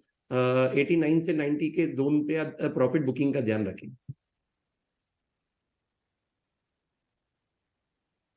ने बता दिया IOC BPCL में से आपको IOC थोड़ा ज़्यादा ठीक लगता है। अनुमान की अगर बात करें, ताज़ा IMD का डेटा ये बता रहा है कि साउथ वेस्ट मानसून जो है केरला में जून 4 यानी कि 3 दिन के डिले के साथ आता हुआ दिखेगा। IMD की लेटेस्ट प्रेडिक्शन मानसून में डिले की मई एंड और अर्ली जून में सीवियर हीट वेव भी नजर आ सकती है। मानसून अनुमान पर और ज्यादा अपडेट के लिए IMD के head office of climate research DS पाई अब हमारे साथ जुड़ गए। मिस्टर पाई, स्वागत है आपका 18 आवर स्वदेश पर। गुड मॉर्निंग, अपना समय देने के लिए आपका शुक्रिया। इस वक्त जो ताज़ा खबरें आ रही हैं मॉनसून में डिले की, इम्पैक्ट ऑफ एल नीनो की अगर बात करें, क्या ज़्यादा इम्पैक्ट देखने को मिलेगा? और इस वक्त जो डिले की खबरें आ रही है वो कितनी ज़्यादा आगे बढ़ सकती है मॉनसून को लेकर? लेटेस्ट अपडेट्स आपकी तरफ से। सुप्रभात। एक्चुअली जैसे आपने बताया, हमने कल फोरकास्ट दिया था केरला के ऊपर मानसून आने की 4 जून को आने की संभावना है। इसका एरर प्लस और माइनस 4 दिन का है, तो वो 1 जून से 8 जून तक वो पीरियड में कभी भी आ सकता है। एस ऑफ नाउ जो monsoon flow eastern most parts of north Indian sea में स्लोली एस्टैब्लिश हो रहा है, तो हमें लगता है कि अगले 2 या 3 दिन में ये जो मानसून फ्लो फर्दर इंटेंसिफाई हो जाएगा और साउथ अंडमान सी और निकोबार आइलैंड्स में मानसून एस्टैब्लिश हो सकता है नेक्स्ट 2 और 3 डेज. सो सब्सिक्वेंटली फर्दर लुकिंग फॉरवर्ड 4 जून को केरला में पहुंचने की संभावना है, लेकिन फर्दर प्रोग्रेस डिपेंड करेगा उस समय में जैसे सर्कुलेशन कंडीशन है और जो टेम्परेचर और जो अदर पैरामीटर्स का सिचुएशन के हिसाब से हम लोग डे टू डे एक्चुअली उसके बारे में आपको इंफॉर्मेशन देते रहेंगे. भाई, डे टू डे इन्फॉर्मेशन की बात सही है, लेकिन अपडेटेड फोरकास्ट कब तक अब आते हुए देखने को मिलेंगे और साथ ही रिजर्वोयर लेवल्स पर किस तरह का असर पड़ता हुआ दिखेगा? ब्रीफ क्विकली आप बताइए. देखिए, हम लोग ये मंथ एंड तक उसका अपडेट देंगे. जैसे आपने ऑलरेडी दिखाया, हमने अप्रैल मिडिल में फोरकास्ट दिया था 96% प्लस और minus 5% actually country as a whole. और जैसे अभी एलिनो कंडीशंस पूरे ग्लोबल मॉडल्स पूरा एक अनुमान है कि इस साल में ऑलमोस्ट 90% प्रोबेबिलिटी है एलिनो एस्टैब्लिश हो जाएगा. सो देयरफॉर एलिनो एक रियलिटी है इस साल में. लेकिन इसके साथ साथ इंडियन ओशन डाइपोल में मानसून के लिए फेवरेबल कंडीशंस भी फॉर्म करने का संभावना है. पॉजिटिव आईओडी ड्यूरिंग जुलाई और अगस्त जुलाई के बाद में ये भी एस्टैब्लिश हो जाएगा. इसके कारण हमें लगता है कि एलिनो के जो नेगेटिव असर है थोड़ा कम हो जाएगा, इसीलिए हमने और 96% दिया हुआ है. लेकिन जैसे मैंने बताया, एक अपडेट हम लोग ये मंथ एंड में आएगा, उसमें हम लोग कंट्री ऐसे होल के साथ साथ कैसे एक एक रीजन में कितना बारिश मिलेगा, कैसे स्पेशल डिस्ट्रीब्यूशन होगा, और उसके बाद में एवरी मंथली अपडेट भी देते रहेंगे. अब बहुत बहुत धन्यवाद आज हमसे बात करने के लिए. तो ये एक इंपॉर्टेंट फैक्टर है बाजार के लिए जो हमने आपको लेटेस्ट अपडेट्स बताई. लेकिन possible trades, reaction to results, इन सब पे बातचीत जारी है. और अब हम बात करेंगे JSPL की. JSPL के माइनर मिस आया, थोड़ा कमजोर है नतीजा. अगर आप देखें JSPL के चार्ट्स को, सौमित, JSPL 610 615 एक हर्डल टाइप का लेवल है उसका, वहां से घट के इस समय 560 565 के आसपास आ गया है. ये और नरम हो सकता है, क्योंकि अगर आप देखिए लास्ट 3-4 दिन में एक 15 दिन का ग्राफ लिखिए डायरेक्टर साहब, आपको दिखाई देगा इसमें रिजल्ट के पहले ही शॉर्टिंग शुरू हो गई थी. तो ये और नीचे लेके जाएगी, क्योंकि अगर आप रिजल्ट्स को देखें तो 21% वाला मार्जिन 16% पे आया है. तो कहीं ना कहीं कमजोरी तो है. तो शॉर्ट ट्रेड को बल मिलेगा सौमित? जी बिल्कुल, चार्ट पे यहाँ पे थोड़ी सी नेगेटिविटी आप बिल्कुल बोल सकते हैं. Type of inverted hammer formation हुआ था, जो एक स्ट्रॉन्ग नेगेटिव कैंडल है. वो भी अपने हाई के रीजन पे पिछली बार भी यहीं से ही स्टॉक को रिजेक्शन मिला हुआ था. और कल की कैंडल में बिकवाली बहुत अच्छी थी, 50 मूविंग एवरेज के नीचे क्लोजिंग आया है. तो मुझे यहाँ पे लग रहा है कि और गिरावट आ सकती है और स्टॉक अपने 525 से 530 की लेवल्स को टच कर सकता है. अगर ऑलरेडी किसी के पास शॉर्ट है तो मैं यहाँ पे सलाह दूंगा 580 का एक स्टॉप लॉस रखें, ट्रेलिंग स्टॉप लॉस, और बिल्कुल खड़े रहें for the levels of 525 to 530. ये हो गया JSPL. रियल एस्टेट स्टॉक्स में पिछले कुछ दिनों में काफ़ी अच्छी तेजी देखने को मिली है. इनफैक्ट पिछले परसों 2-3 दिन में ही बहुत तेजी आई है. एक तो रेट स्पीक आउट होने की खबर जो बाजार को लग रहा है, अफोर्डेबिलिटी बढ़ रही है. बट एक stock result based reaction, Oberoi realty.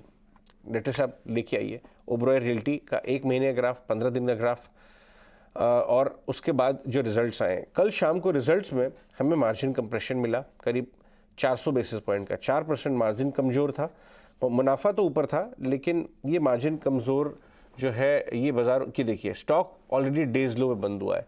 कल गोइंग इनटू रिजल्ट चला हुआ स्टॉक है, एक महीने में 60 रुपये चला है. क्या इसमें कमज़ोरी आ सकती है या चार्ट स्ट्रेच लग रहा है? कैसे खेलेंगे आप इसे संतोष? यस, ओवरऑल चार्ट स्ट्रक्चर की बात करें तो अच्छा ही है. हालांकि DLF में अच्छी स्ट्रेंथ देखने को मिली, उतना इसने परफॉर्म नहीं किया और कल भी हम देखें तो इसमें कमजोरी के साथ बंद हुआ. तो कहीं ना कहीं मार्केट एंटिसिपेट कर ही रहा था. लेकिन अगर कोई कमजोरी आती भी है नीचे 933 से 930 की रेंज में अगर आता है तो एक बाइंग अपॉर्चुनिटी रहेगी, क्योंकि ओवरऑल स्ट्रक्चर बुलिश है, ओवरऑल सेक्टर का स्ट्रक्चर बुलिश है.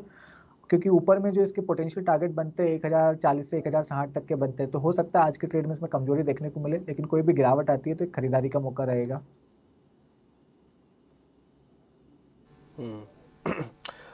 पार्थिव, जितना अभी तक पेटीएम की मैनेजमेंट ने किया है पेटीएम को ठीक करने के लिए, उससे आपको लगता है कि इसकी वैल्यूएशन को री-रेट किया जा सकता है जिस भाव पे भी चल रहा है? कंपनी के नए सीईओ भावेश भी आ चुके हैं। देखिए पेटीएम के अंदर आई थिंक बहुत सारे मूविंग पार्ट्स है। एक तो हमने देखा है कि उनके क्वार्टर ऑन क्वार्टर जो लोन डिसबर्समेंट्स है which where they act as a DSA, direct selling agent for lot of banks and being acting like an aggregator, तो वहाँ पे तो ग्रोथ अच्छा है। वो एक रिस्क फ्री बिजनेस मॉडल है क्योंकि उनको सिर्फ उनका जो कमीशन होता है वो मिलता है and they have to just disperse the loans. तो उस लिहाज से वो एक अच्छा बिजनेस मॉडल है which is helping the unit matrix of the overall performance of the company. दूसरी जो बात है, जो सबसे बड़ा आई थिंक बेट पेटीएम पे है is based on the 6 crore database of customers जो उनके पास है, उसको वो लोग कैसे अच्छी तरह से मोनेटाइज करें ताकि एबिटा फ्रंट पे इरिस्पेक्टिव ऑफ ईसॉप्स का जो पेमेंट रहता है वो प्रॉफिट में आए। तो वो आई थिंक मैनेजमेंट अभी बार बार यही बता रहे हैं कि उनको ये प्रॉफिटेबिलिटी पे फोकस करना है और आगे जाते जो ऑल इन वन ऐप है, तो आई थिंक ये भी एक बड़ा प्रोजेक्ट हो सकता है फॉर लाइक्स ऑफ पेटीएम। लेकिन आई थिंक अभी 1-2 quarters market I think wait करेगा in terms of seeing how the execution turns out, जो मैनेजमेंट बोल रहा है, बिकॉज अभी तक जो कस्टमर एक्विजिशन था और जो कस्टमर एक्विजिशन कॉस्ट है हाई रहता है इज बिकॉज ऑफ लॉसेस जो कंपनी बेयर कर रही थी because of marketing spends, customer acquisition cost spends. तो अभी अगर कम करती है तो कस्टमर में चर्न होता है बिकॉज ये स्पेस में भी काफी कंपटीशन है। तो आई थिंक अनसर्टेनिटी है, तो मैं एकदम कॉन्फिडेंटली नहीं बताऊंगा कि यहाँ पे इन्वेस्टर्स बाय करके रुक सकते हैं। It is better to monitor 1 और 2 क्वार्टर्स और डेटा पॉइंट देख के ही आगे जाते इसमें कॉल ले सकते।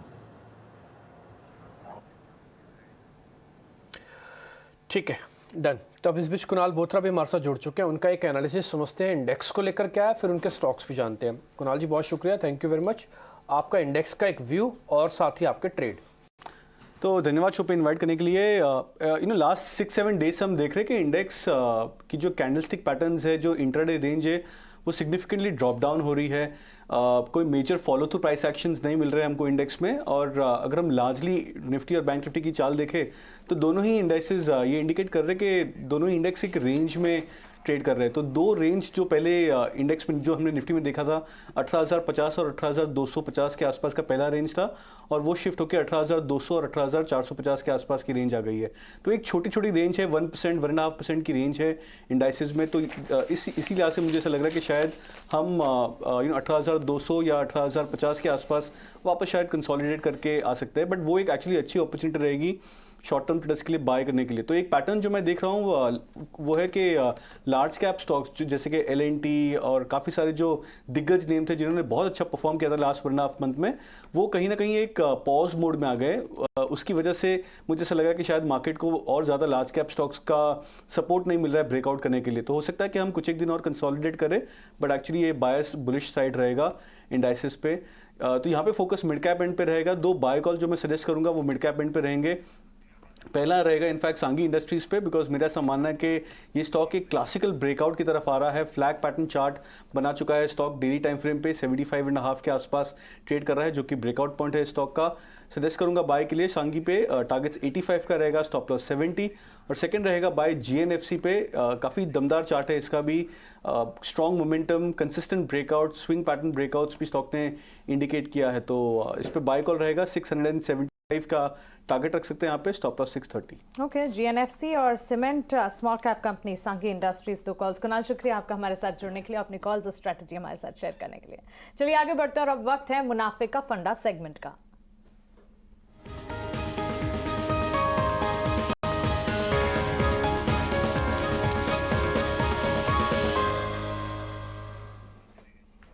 और हमारे साथ टर्टल वेल्थ के CEO रोहन मेहता जुड़ गए हैं। Rohan, good morning. बताइए मुनाफे का फंडा, positional basis, long term play, क्या होंगी आपके पिक्स?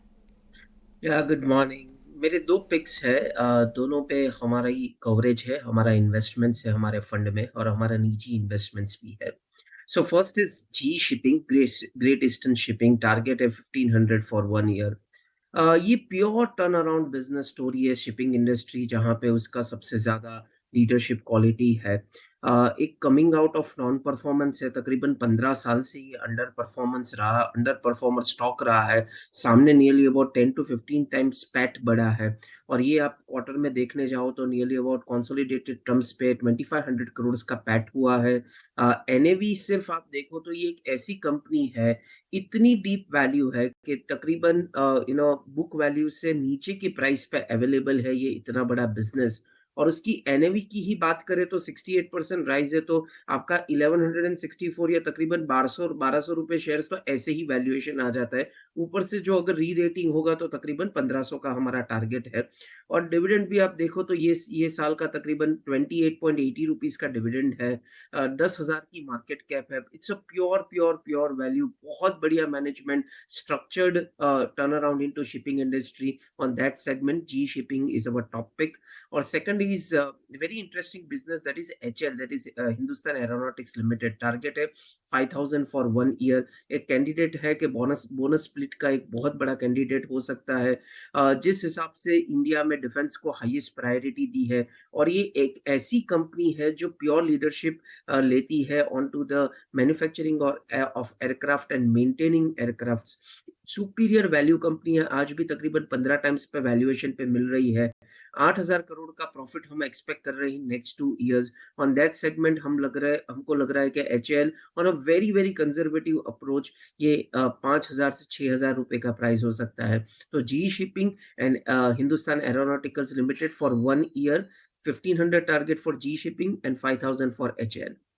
रोहन, काफ़ी इंटरेस्टिंग स्टॉक आइडियाज आपने चुने हैं। जी शिपिंग के मैनेजमेंट कल यहीं चैनल पे बैठे हुए थे, काफ़ी सॉलिड कमेंट्री देखे गए हैं। एक अच्छे रिजल्ट के बाद कह रहे हैं साइकिल उनका फेवर कर रहा है। एचएएल तो सबको पता ही है, उसमें कुछ नया ऐड किया जाना मुश्किल है, लेकिन डिमांड बहुत है इस स्टॉक की। बहुत बहुत शुक्रिया हमसे बात करने के लिए। आपने देखा कि क्रेडिट एक्सिस ग्रामीण ने कल ज़बरदस्त नंबर दिए, उसके पहले स्पंदना स्फूर्ति ने भी दिए। कॉमन क्या है उसमें? कॉमन ये है कि तीनों माइक्रो फाइनेंस कंपनीज हैं। अपने संतोष जी भी आज कुछ माइक्रो फाइनेंस स्टॉक्स के बारे में पॉजिटिव बोल रहे थे। कल हमारे यहाँ एक फंड मैनेजर बैठे थे, रेनेसा कैपिटल के फंड मैनेजर हैं, CIO। तो पंकज मुरारका जो थे वो भी फ्यूजन माइक्रो फाइनेंस के बारे में बात करके गए। वो भी micro finance company, recent IPO उन्होंने ले रखा है अपने फंड में। और इसके अलावा ये कह रहे हैं कि LNT में भी जो कमजोरी आ रही है फ़ायदा उठाना चाहिए, वापस घुस जाना चाहिए। आइए आपको सुनवाते हैं। एक माइक्रो फाइनेंस जो स्पेस है, मेरे को लगता है कि स्पेस एक तो ग्रोथ पोटेंशियल काफी है इस स्पेस में लॉन्ग टर्म, बिकॉज इंडिया में रूरल एरिया में क्रेडिट की डिमांड काफी स्ट्रांग है और आने वाले लंबे समय तक रहेगी। मोर इम्पोर्टेंटली ये एक स्पेस एक स्वीट स्पॉट से मैं ऐसा कहना चाहूंगा गुजर रही है, जिस समय डेलिक्वेंसीज या जो बैड लोन्स हैं वो काफी लो है पूरे सेक्टर में, कलेक्शंस काफी हेल्दी है, स्ट्रांग है और ग्रोथ भी स्ट्रांग है। तो मुझे लगता है आने वाले 2-3 साल के पॉइंट ऑफ व्यू से ये स्पेस काफी अच्छी दिख रही है। हमारा इस स्पेस में कुछ एक्सपोजर है ऑलरेडी, एक डायरेक्ट एक्सपोजर है हमारा। मैं केवल देना चाहूंगा, we own Fusion micro finance in our portfolio, and उसके अलावा हमारा कुछ बैंकों में भी एक्सपोजर है जो उनका माइक्रो फाइनेंस से काफी अच्छा परसेंटेज बिजनेस आता है। तो मुझे लगता है ओवरऑल ये स्पेस पे व्यू अगर आप मेरे से पूछो तो काफी पॉजिटिव है मीडियम टर्म पर्सपेक्टिव। इस बार जब रिजल्ट्स आए तो थोड़े मार्जिन सॉफ्ट थे, और उसका कारण ये है कि हमने देखा है पिछले 12 महीनों में या 18 महीनों में कमोडिटी प्राइसेस काफी स्ट्रांग रहे हैं, पर कमोडिटी प्राइसेस अब काफी कूल ऑफ हो गए हैं और उसके चलते मार्जिन जो है इस साल सेकंड हाफ में रिकवर हो जाएंगे। ओवरऑल ब्रॉडली अगर आप देखें तो LNT एक अमंग्स इंजीनियरिंग कंपनीज एक ऐसी कंपनी है जो इंडिया के जितने भी कोर सेगमेंट्स हैं इंजीनियरिंग और कैपिटल गुड्स, हर एक सेगमेंट में उनका प्रेजेंस है, चाहे वो हैवी इंजीनियरिंग हो, चाहे वो ऑयल एंड गैस हो, चाहे मेटल एंड सीमेंट सेक्टर का कैपिटल एक्सपेंडिचर हो, चाहे वो रोड और इंफ्रास्ट्रक्चर हो। तो एक ये बड़ा ही कॉम्प्रिहेंसिव प्ले है पूरा इंडिया के इंफ्रास्ट्रक्चर ग्रोथ पे और इन्वेस्टमेंट साइकिल पे। तो गिवन द बैकड्रॉप जो है कि हमें लगता है कि गवर्नमेंट इन्वेस्टमेंट इंफ्रास्ट्रक्चर काफी स्ट्रांग रहेंगे, और पिछले 2 साल से हम एक रिवाइवल ऑफ इन्वेस्टमेंट साइकिल देख रहे हैं प्राइवेट सेक्टर की तरफ से, जहाँ की कोर इंडस्ट्रीज में जो कंपनी है, अगर आप देखें कमोडिटी कंपनीज, चाहे वो स्टील कंपनी हो या एल्यूमिनियम कंपनी हो, चाहे वो कोल कंपनीज हो, ये सब बड़े बड़े इन्वेस्टमेंट प्लान्स अनाउंस कर रही हैं और ये इन्वेस्टमेंट प्लान्स और भी आगे जाके अनाउंस होंगे। तो इन सब का फायदा सारी इंजीनियरिंग कंपनीज को मिलेगा और LNT बिंग द लार्जेस्ट वो उसका सबसे बड़ा बेनिफिशियरी है। एल&टी और फ्यूजन माइक्रो फाइनेंस पे ध्यान बन रहा है रेनेसां इन्वेस्टमेंट का। लेकिन एक आपके पड़ोस की कंपनी है पार्थिव, वो है सेलान ऑयल एक्सप्लोरेशन। इस पे बहुत ही मुश्किल से कोई बात करते हुए सुना होगा, क्योंकि हर 4-5 साल के बाद इसमें कहानी बनती है कि एक बहुत बड़ा ऑयल ब्लॉक निकल रहा है और फिर बाजार में बात हो रही है वापस की कहीं कुछ इसके अंदर डेवलपमेंट है। आपने कुछ सुना है क्या अभी रिसेंटली? क्योंकि नीचे अगर देखें तो ये चला है अभी 3-4-6 महीने में, 6 महीने का ग्राफ दिखाई डॉक्टर साहब, 230-40 वाला 290 हो गया है, वापस इन्वेस्टर्स का इंटरेस्ट आ रहा है। तो मैंने कहा चेक कर लूँ आपसे। इसमें जो एक्सप्लोरेशन फील्ड्स है Ajay, 4 oil and gas exploration fields है कंपनी के पास, और हमेशा ये आपकी बात बहुत सही है कि हमेशा ये जो फील्ड्स है उसके डेवलपमेंट के लिए हमेशा ये स्टॉक बजिंग रहता है, और ऐसी कोई मेजर वॉल्यूम ग्रोथ नहीं हुई है इन terms of post risk discoveries. एक तो बैकरोल फील्ड है उनका, जहाँ पे सेलन के पास ऑलमोस्ट 100% ओनरशिप है और वहाँ पे करीबन 600 बैरल्स पर डे का प्रोडक्शन कर रहा है कंपनी।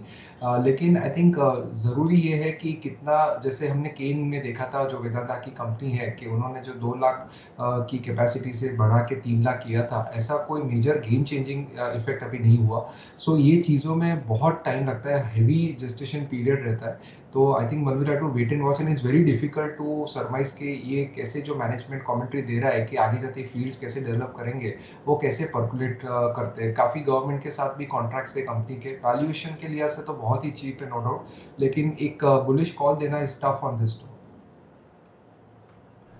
इसमें न्यूज़ डेवलपमेंट्स को ध्यान रखिए, उसके बाद एक्ट करिएगा।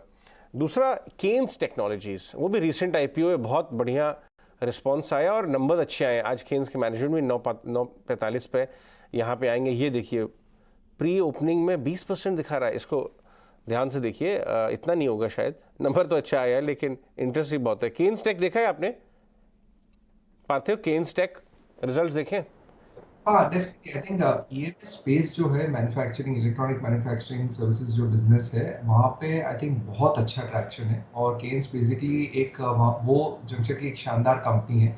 नो डाउट अभी वैल्यूएशंस देखेंगे तो ट्रेल मल्टीपल पे ये बहुत ही एक्सपेंसिव लग रही है, लेकिन मैनेजमेंट ने जिस तरह का ग्रोथ प्रोजेक्ट किया है, आई वोंट बी सरप्राइज कि आने वाले 5 साल में ये कंपनी, उनका जो ग्रोथ है करीबन अराउंड 25 to 30% के बीच में रख सकती है। बिकॉज जो IoT का सेगमेंट है और जो इलेक्ट्रॉनिक्स हार्डवेयर का सेगमेंट है, उसमें कंपनी के पास बहुत ही शानदार कस्टमर्स है। वो हर एक कस्टमर्स है उनको काफ़ी, मतलब अभी ग्रोथ इंडिया से दिख रही है, काफ़ी इंडिया से सोर्सिंग कर रहे हैं, तो उस लिहाज से इन तरह की कंपनीज को डेफिनेटली फायदा होगा। जो पूरा पैक है EMS स्पेस में, whether you talk of sigma और अदर कंपनीज, तो केन्स का वैल्यूएशन सबसे ज्यादा है, लेकिन यहाँ के जो रिटर्न रेशियोज की इंप्रूवमेंट है इन टर्म्स ऑफ जो ऑपरेटिंग लेवरेज बढ़ने के वजह से, वो सबसे अच्छी लग रही है। That is why probably this company deserves the best valuation. 9:40 पर केन्स टेक्नोलॉजी के मैनेजमेंट भी हमारे साथ होंगे, विस्तार से नतीजों पर और ग्रोथ आउटलुक पर तब बातचीत भी करेंगे। लेकिन इस बीच चाहिए एक्शन स्टॉक्स जान लेते हैं पूजा से। पूजा बताएं। जी, एक्शन 5 स्टॉक्स में आज नतीजों पर फोकस रहेगा। सबसे पहले जो अच्छे नतीजे आए हैं उनकी बात करेंगे। LIC housing finance strong numbers, और कुछ रिपोर्ट्स के मुताबिक ये भी कह रहे हैं कि जो मार्जिन के नंबर्स हैं वो पिछले 24 क्वार्टर में सबसे हाईएस्ट हैं। NII और पैट भी अनुमान के मुताबिक, और एसेट क्वालिटी में भी सुधार देखने को मिला है। इसके अलावा अंबर इंटरप्राइजेस के नंबर्स भी काफ़ी स्ट्रॉन्ग नज़र आ रहे हैं। आय में 55% की बढ़त, कामकाजी मुनाफा 62% से बढ़ा है कंपनी का, और मुनाफे में भी 81% की ग्रोथ कंपनी ने दर्ज की है। क्रेडिट एक्सेस ग्रामीण के नंबर्स भी अच्छे आए हैं। ब्याज से आय में 29% की ग्रोथ है, मुनाफा 82% बढ़ा है कंपनी का, और ग्रॉस NPA के आंकड़ों में भी देखेंगे तो वहां पर भी सुधार नजर आ रहा है। कुछ कमजोर साइड के नंबर्स को देखें तो जिंदाल स्टील के नंबर्स काफी कमजोर नजर आ रहे हैं। आय में 4.5% की गिरावट हुई है, कामकाजी मुनाफा 28% से घटा है कंपनी का, और मुनाफे में भी देखेंगे तो 78% की गिरावट कंपनी ने दर्ज की है। और कैम्प्लास्ट के भी नतीजे कमजोर नजर आ रहे हैं। आय में 36% की गिरावट, कामकाजी मुनाफा 72% से घटा है कंपनी का, और मुनाफे में भी 80% की गिरावट कंपनी ने दर्ज की है। बिल्कुल पूजा, शुक्रिया आपका। तो ये हैं 5 एक्शन स्टॉक्स। कुछ शेयर्स हमने डिस्कस किया, कुछ स्टॉक्स पर आगे भी टेक्निकल आउटलुक लेंगे। लेकिन इस बीच GT Now प्रदेश के मैनेजिंग एडिटर निकुंज डालमिया जब आज सुबह हमारे साथ जुड़े, उन्होंने भारतीय बाजार पर अब भी पॉजिटिव रुख कायम रखा, और उन्होंने ये भी कहा कि छोटे PSU बैंक्स में निवेश से बचना चाहिए, हालांकि कॉर्पोरेट बैंक्स का रुख करना चाहिए। आइए आपको सुनवाते हैं उन्होंने और क्या कहा।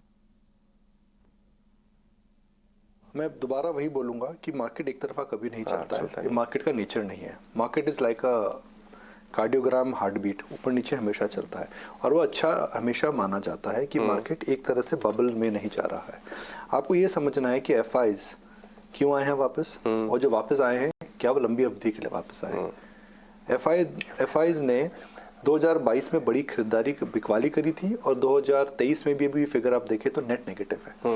मेरा ये मानना है कि जो नेट नेगेटिव फिगर है वह अब करेक्ट होगा, वो करेक्ट हो रहा है। दुनिया के अंदर इस समय काफ़ी अटकलें लगी हुई हैं, वहाँ पे इन्फ्लेशन की कंसर्न्स ख़त्म नहीं हुए, ग्रोथ की कंसर्न्स अभी आ रही हैं। इंडिया के अंदर ग्रोथ ठीक है, स्लो डाउन जो था वो स्पेसिफिक पॉकेट्स में, पूरी इकॉनमी में नहीं है। इन्फ्लेशन नीचे आ चुकी है और क्रूड जो हमारी इकॉनमी के लिए सबसे इंपॉर्टेंट रहता है, देखिए हमारे इकॉनमी के डायनामिक्स में मैक्रो क्या इंपॉर्टेंट रहता है, क्रूड, इन्फ्लेशन और करेंसी स्टेबल है, क्रूड नीचे आ चुका है तो जो डायनामिक्स है हमारे अलग है, इन्फ्लेशन पिक आउट हो चुकी है तो मैक्रो ठीक लग रहा है। अर्निंग्स इतनी खराब नहीं थी, they do not warrant a downgrade. तो कुल मिलाकर की बिग पिक्चर अगर मैं देखूं, एक एफआई का कंपल्शन है, लैक ऑफ पार्टिसिपेशन है, डीआई की बाइंग है और मैक्रो स्टेबिलिटी है, कुल मिलाकर की मुझे मार्केट अच्छा लग रहा है। तो बैंक्स में लीडरशिप है, लीडरशिप थी और लीडरशिप रहेगी। बैंकिंग क्षेत्र के अंदर अगर आप देखें तो इस समय इंटरेस्ट रेट्स आप एक ऐसे सिचुएशन में आ रहे हैं जहाँ इंटरेस्ट रेट्स बिनाइन हो जाएंगी और जहाँ पर आप देखेंगे कि जो क्रेडिट डिमांड है वो ठीक ठाक रहेगी, एनपीए साइकिल है नहीं। ये साइकिल मुझे लगता है 2-3 साल की मल्टी ईयर साइकिल हो सकती है। मगर जो डिफरेंशिएटेड फैक्टर मुझे लग रहा है, ये लग रहा है कि इस समय छोटे पीएसयू बैंक्स ना लें। इस समय हाई क्वालिटी कॉर्पोरेट बैंक्स या फिर गुड मिड टियर बैंक्स में नजर रखें। ठीक है, तो ये आपने निकुंज का एक व्यू पॉइंट भी सुन लिया मार्केट को लेकर। उनका कहना है कि बैंक्स में भी काफ़ी दम है।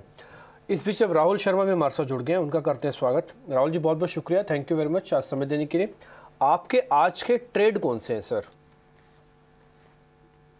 मॉर्निंग, देखिए कल एक पुल बैक हमने फाइनली देखा निफ्टी में और बैंक निफ्टी के अंदर, और मेरे हिसाब से यहाँ पर सिलेक्टिव होना रहेगा जब तक 18,400 निफ्टी के अंदर और बैंक निफ्टी के अंदर 44,000 का लेवल डिसाइसिवली स्पॉट में क्रॉस नहीं होता है। मेरे हिसाब से यहाँ पर ऑटो में ध्यान दिया जा सकता है, खास करके एक्सपोर्ट्स में रिस्क रिवॉर्ड जो है लॉन्ग्स के लिए काफी बेहतरीन दिखाई दे रहा है। स्टॉक लगातार अपने 20 दिन के मूविंग एवरेज के ऊपर सस्टेन कर रहा है और मुझे लगता है ऑटो इंडेक्स में जो हमने तेजी देखी है यहाँ पर भी रिफ्लेक्ट होती हुई दिख सकती है। तो मुझे लगता है कि तकरीबन 2200 रुपए के टारगेट्स के लिए यहाँ पर एक्सपोर्ट्स को बाय करके चलना चाहिए। 2000 के लेवल पर एक स्टॉप लॉस लगाए। और दूसरा जो ट्रेडिंग आइडिया है वो बैंक्स की तरफ से, देखिए पीएसयू बैंक्स में हमने कल एक अच्छा ट्रैक्शन देखा था। ओवरऑल बैंक निफ्टी में प्रेशर जरूर था लेकिन पीएसयू बैंक्स में आउट परफॉर्मेंस थी। मेरे हिसाब से एसबीआई में सेटअप यहाँ पर काफी प्रॉमिसिंग दिखाई देता है। पोजिशनली मुझे लगता है कि 600-625 तक के लेवल्स एसबीआई में देखने को मिल सकते हैं। तो एसबीआई को पोजिशनली बाय कीजिए, 572 का स्टॉप लॉस लगाइए और मुझे लगता है कि पीएसयू बैंक्स जो next leg of rally bank Nifty में आएगी, पीएसयू बैंक से यहाँ पर योगदान देखने को मिल सकता है।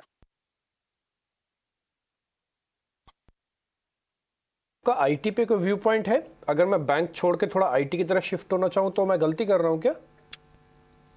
जी हाँ, देखिए आईटी में अगर थोड़ा मैक्रो पिक्चर ले तो आईटी इंडेक्स में ट्रिपल बॉटम बना है 26,000 के लेवल पर, तकरीबन 28,200 के आसपास चल रहे हैं और आईटी इंडेक्स काफी अंडर परफॉर्मिंग सेक्टर रहा है।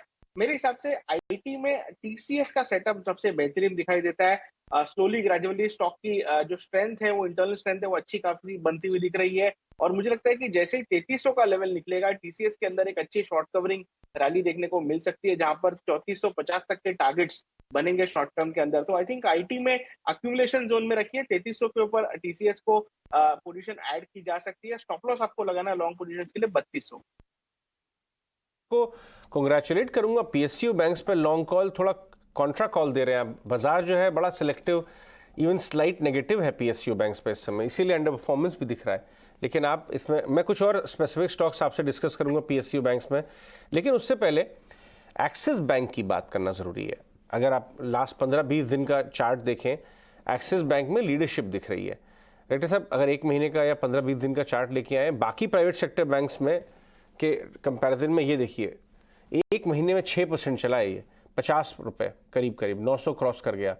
कल इसमें मैनेजमेंट ने बातचीत भी की है, एनालिस्ट कम्युनिटी थे, और जो खास बात निकल के आई है वो ये है कि ईसीएल मैनेजमेंट, ईसीएल जो है वो कोई बड़ा इशू नहीं है, नेग्लिजिबल इम्पैक्ट है। आपको याद होगा 3-4 दिन पहले न्यू नॉर्म्स जो हैं, ECL प्रोविजनिंग के नॉर्म्स जो हैं वो आ गए थे, बैंकिंग सेक्टर को परेशान कर रहे थे, लोग थोड़ा सा हैरान हो गए थे, स्पेशली PSU बैंक्स में, बट सेलेक्ट प्राइवेट ने भी। तो इन्होंने ये साफ बात कर दी है कि साहब ECL से नेग्लिजिबल इम्पैक्ट है, हमारा बिजनेस बहुत स्ट्रांग फुटिंग पे है। जेफरीज के साथ ये मीटिंग की है, ये और लीडरशिप दिखाई रहा है। क्या ये एक एंट्री का मौका दे रहा है? राहुल आप ही बता दीजिए। आप किसी का ऑडियो में थोड़ी दिक्कत आ रही है। ओके, कोई बात नहीं। संतोष आपको सुनाई दे रहा है, आप बता सकते हैं क्या ट्रेड बन रहा है इसमें? एक्सिस में पुल बैक में ले यस, एक्सिस बैंक में काफ़ी अच्छी स्ट्रेंथ है, लेकिन अब ये थोड़ा सा रेजिस्टेंस एरिया 920 से 935 का एक रेजिस्टेंस एरिया है, वहां पर आ गया तो हो सकता है यहाँ से एक पुल बैक देखने को मिल सकता है। पुल बैक मिलता है आपको 900 के आसपास तो वो एक बाइंग अपॉर्चुनिटी रहेगी, क्योंकि वहाँ फिर आपके लिए रिस्क रिवॉर्ड फेवरेबल रहेगा। आप 880 के स्टॉप लॉस से उस 900 के आसपास खरीद सकते हैं, फिर आपको शायद वापस से 940 960 तक के लेवल दिखा सकता है। एक्सिस बैंक पर ये राय, ताज़ा जेफरीज की बैठक और एक्सिस बैंक के लिए टेक अवेज जो है पॉजिटिव। डिपॉजिट मिक्स जो है उन्हें सुधारने की ज़रूरत है, लेकिन एसेट क्वालिटी स्थिर नजर आ रही है। अब वक्त है क्या खबर है सेगमेंट का।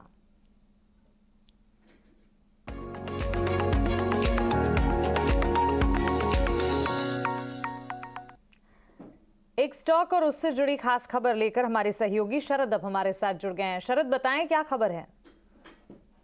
जी बिल्कुल, फोकस में रहने वाला है ग्लेनमार्क फार्मा। और रिसेंटली मैनेजमेंट जो है अपनी इन्वेस्टर रोड शो US और यूरोप से कंप्लीट करके भारत वापस आई हैं। और इम्पॉर्टेंट बात यह है कि स्ट्रॉन्ग मार्जिन ग्रोथ की गाइडेंस दे रहे हैं मैनेजमेंट, और इसके अलावा डेट रिडक्शन पे भी फोकस रहने वाला है।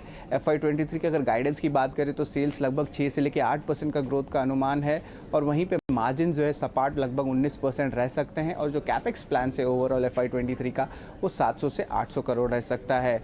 इसके अलावा इंपॉर्टेंट बात है कि जो रिस्क एसोसिएटेड है स्टॉक्स है, अब मैं ये बता दूं सबसे पहला है कि जो उनके कोर US जेनरिक बिजनेस है वो अभी भी अंडर प्रेशर है, और उनके इंपॉर्टेंट प्लांट जैसे बद्दी के प्लांट हुआ जो इंपोर्ट प्लांट में है, मोनरो को भी OI इंस्पेक्शन का रिपोर्ट मिला है, तो इन पे जो है अभी भी प्रेशर पड़ रहा है। और आखिर में आइकोनस पोर्टफोलियो जो आप कह सकते हैं आउट लाइसेंसिंग है वो अभी भी रिमेन कर रहा है चैलेंज कंपनी के लिए। और स्टॉक स्पेसिफिक अगर बात करें तो चौथे तिमाही के नतीजे जो है May 19 को घोषित होने वाले। और हाल ही में कंपनी ने जो है इनकॉर्पोरेट किया आर्म ग्लेनमार्क हेल्थ केयर करके, जहां पे मैन्युफैक्चरिंग भी वो कंपनी करेगा और ट्रेडिंग भी करेगा। और हमारी बात इंडस्ट्री पार्टिसिपेंट से हुई तो उन्होंने कहा कि इस मूव से क्या है क्रॉस सेलिंग ज़्यादा हो सकता है और मार्जिन्स में भी इंप्रूवमेंट पड़ सकता है।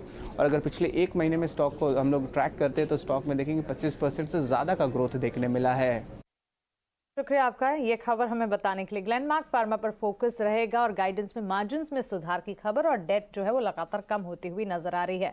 प्री ओपन में अगर देखेंगे करीब आधे % की तेजी दिखाते हुए ग्लेनमार्क फार्मा का स्टॉक। क्विकली आपसे जानना चाहेंगे राहुल, ग्लेनमार्क फार्मा के चार्ट्स कैसे नजर आ रहे हैं? राहुल, ग्लेनमार्क फार्मा अगर आप मुझे सुन पा रहे हैं। ओके, चलिए संतोष, ग्लेनमार्क फार्मा पर एक बार राय दीजिए आप। ग्लेनमार्क फार्मा की बात करें तो स्ट्रॉन्ग आउट परफॉर्मर रहा है, ऑलरेडी काफी रैली कर चुका है, तो चार्ट थोड़ा स्ट्रेस्ड है, तो यहाँ पर रिस्क रिवॉर्ड फेवरेबल नहीं है। सो फ्रेश एंट्री की सलाह नहीं रहेगी, क्योंकि 620 के आसपास हो सकता है प्रॉफिट बुकिंग भी आ जाए। लेकिन अगर कोई डिप मिलता है मुझे 565 से 560 की रेंज में, तो वहाँ मैं खरीदारी के मौके ढूंढूंगा, फॉर टाइमिंग अवॉइड करना चाहिए। वेनी टर्बाइन के भी रिजल्ट्स कल शाम को आए हैं, सॉलिड नंबर्स। स्टॉक आए दिन आपको चलता हुआ नजर आ रहा है, आज भी प्री ओपन में 400 रुपए के ऊपर, 4% हायर। सुमित, त्रिवेणी टर्बाइन के चार्ट देखिए, एक महीने में 65 रुपए चला है, करीब करीब 20%। क्या ये मोमेंटम जारी रहेगा? इसमें ट्रेड है या एक बार मुनाफा वसूल कर लें अगर है तो? नहीं, बिल्कुल प्रॉफिट बुकिंग बिल्कुल आपको रखना चाहिए। देखिए स्टॉक्स ने काफी अच्छा मोमेंटम दिया हुआ है, लेकिन 2 दिन पहले जो रिजेक्शन आया था वो एक चिंता की बात है। और कल के डेट में जो क्लोजिंग है वो बहुत इंपॉर्टेंट है। तो अगर स्टॉक अब मुझे लग रहा है कि 380 के नीचे अगर जाएगा तो मुझे लग रहा है और भी यहाँ पे प्रॉफिट बुकिंग आ सकती है। हालांकि आज गैप अप है, 400 का लेवल है, तो जहां से पिछली बार रिजेक्शन मिला था 420 के करीबन का लेवल, वहां पे आपको ध्यान रखना पड़ेगा। अगर एक ट्रेलिंग स्टॉप लॉस की बात करें तो 374 आप ये ट्रेलिंग स्टॉप लॉस के साथ खड़े रहें।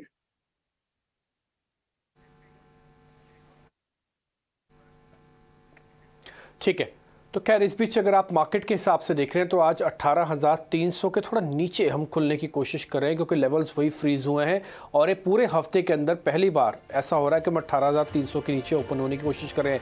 आज शुरुआती आंकड़ों के हिसाब से रिलायंस अब हरे निशान में खुल रहा है। ये बहुत इंपॉर्टेंट है कि इस समय बाजार के अंदर अगर इंडेक्स मैनेजमेंट करने तो रिलायंस को आगे आना होगा, इसलिए आप जरूर ध्यान दीजिएगा। खैर इस बीच 7 सेकंड के बाद आपको ओपनिंग दिख जाएगी। एडवांस डिक्लाइन पे ज़्यादा ध्यान रखिएगा, वो आपको मार्केट की थोड़ी ब्रेड बताएगी। कल भी आपको यही हमने नोटिस करवाया था, कल तो टसल काफी था। 900 शेयर बढ़कर और करीब 300 शेयरों के साथ आज कमजोरी के साथ मार्केट की शुरुआत हुई है। मार्केट ऑलमोस्ट फ्लैट खुला है। जो एसजीएक्स निफ्टी भी आप देख पा रहे थे 30-40 पॉइंट नीचे था, उसका कोई शुरुआती असर तो नहीं देखने को मिल रहा। हाँ, लेकिन 18,300 के नीचे ओपनिंग हुई है, ये पॉइंट टू भी नोटिस है। दूसरा 43,800 के इर्द गिर्द एक छोटा सा सपोर्ट है। बैंक निफ्टी सिर्फ 18 से 20 पॉइंट ही नीचे है, तो शुरुआती आंकड़े उतने डैमेजिंग नहीं है जितने आपको एसजीएक्स निफ्टी से दिख रहे थे। तो ये नंबर्स अभी कब तक थोड़े ठीक लगते हैं। आइए जरा ये चेक करते हैं कि कहां से सपोर्ट मिल रहा है। आपके स्क्रीन पर होगा, जरा टाटा मोटर्स को लेके आइए। बैक टू बैक अभी भी काफी अच्छा चल रहा है, और जैसे मैंने कहा कि शुरुआत में आज रिलायंस को भी ध्यान दीजिएगा। तो 2 बड़े शेयर, पक्के शेयर मेरे को आज इंडेक्स के टॉप गेनर्स की लिस्ट में दिखे हैं, वो है टाटा मोटर्स और दूसरा रिलायंस इंडस्ट्रीज।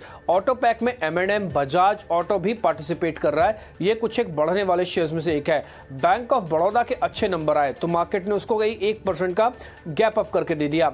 कोल इंडिया, अदानी पोर्ट्स जैसे कुछ एक और शेयर्स भी हैं जो आज शुरुआत में थोड़ा पॉजिटिव दिख रहे हैं। आईटी पे कितना ट्रस्ट कर सकते हैं? आईटी पे देखिए, कल इन्फोसिस और टीसीएस की क्लोजिंग ठीक थी, लेकिन आज ओपनिंग उतनी ठीक नहीं है। आज इन्फोसिस लाल निशान में है, टेक महिंद्रा लाल निशान में है। इसके अलावा स्टील की जो कंपनीज हैं, स्पेशली टाटा स्टील, जेएसपीएल जिसके नंबर्स खराब आए, वो आज शुरुआती दबाव आपको वापस से बनते हुए दिख रहा है। तो इसलिए मार्केट में आज थोड़ा टसल रहेगा। जैसे हमको अब थोड़ी देर पहले राहुल जी भी कह रहे थे कि जब तक 18,400 को पार नहीं होंगे तब तक बहुत ही सेंसिटिवली आपको ट्रेड करना होगा। एक और शेयर है LIC हाउसिंग और ओबरॉय रियल्टी, जिन दोनों पे खबर भी थी और नंबर्स का इंपैक्ट है LIC पे। एक बार जरा वो भी आपको स्क्रीन पे दिखाते हैं। हल्की हल्की कमजोरी के साथ है। ओबरॉय रियल्टी ने कुछ रकम भी जुटाई है, वो 3% नीचे आ चुका है, और LIC हाउसिंग भी अगर आप देखें तो 3% की गिरावट के साथ है।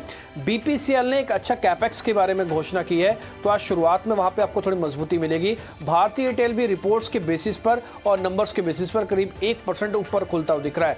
कुल मिलाके अगर हीट मैप हम लेके आए आपके स्क्रीन पर, तो आपको थोड़ा उससे आइडिया लग जाएगा कि हाँ, इस समय कौन से शेयर बढ़ रहे हैं और कौन से शेयर खराब है। रेशियो 1:2 की है।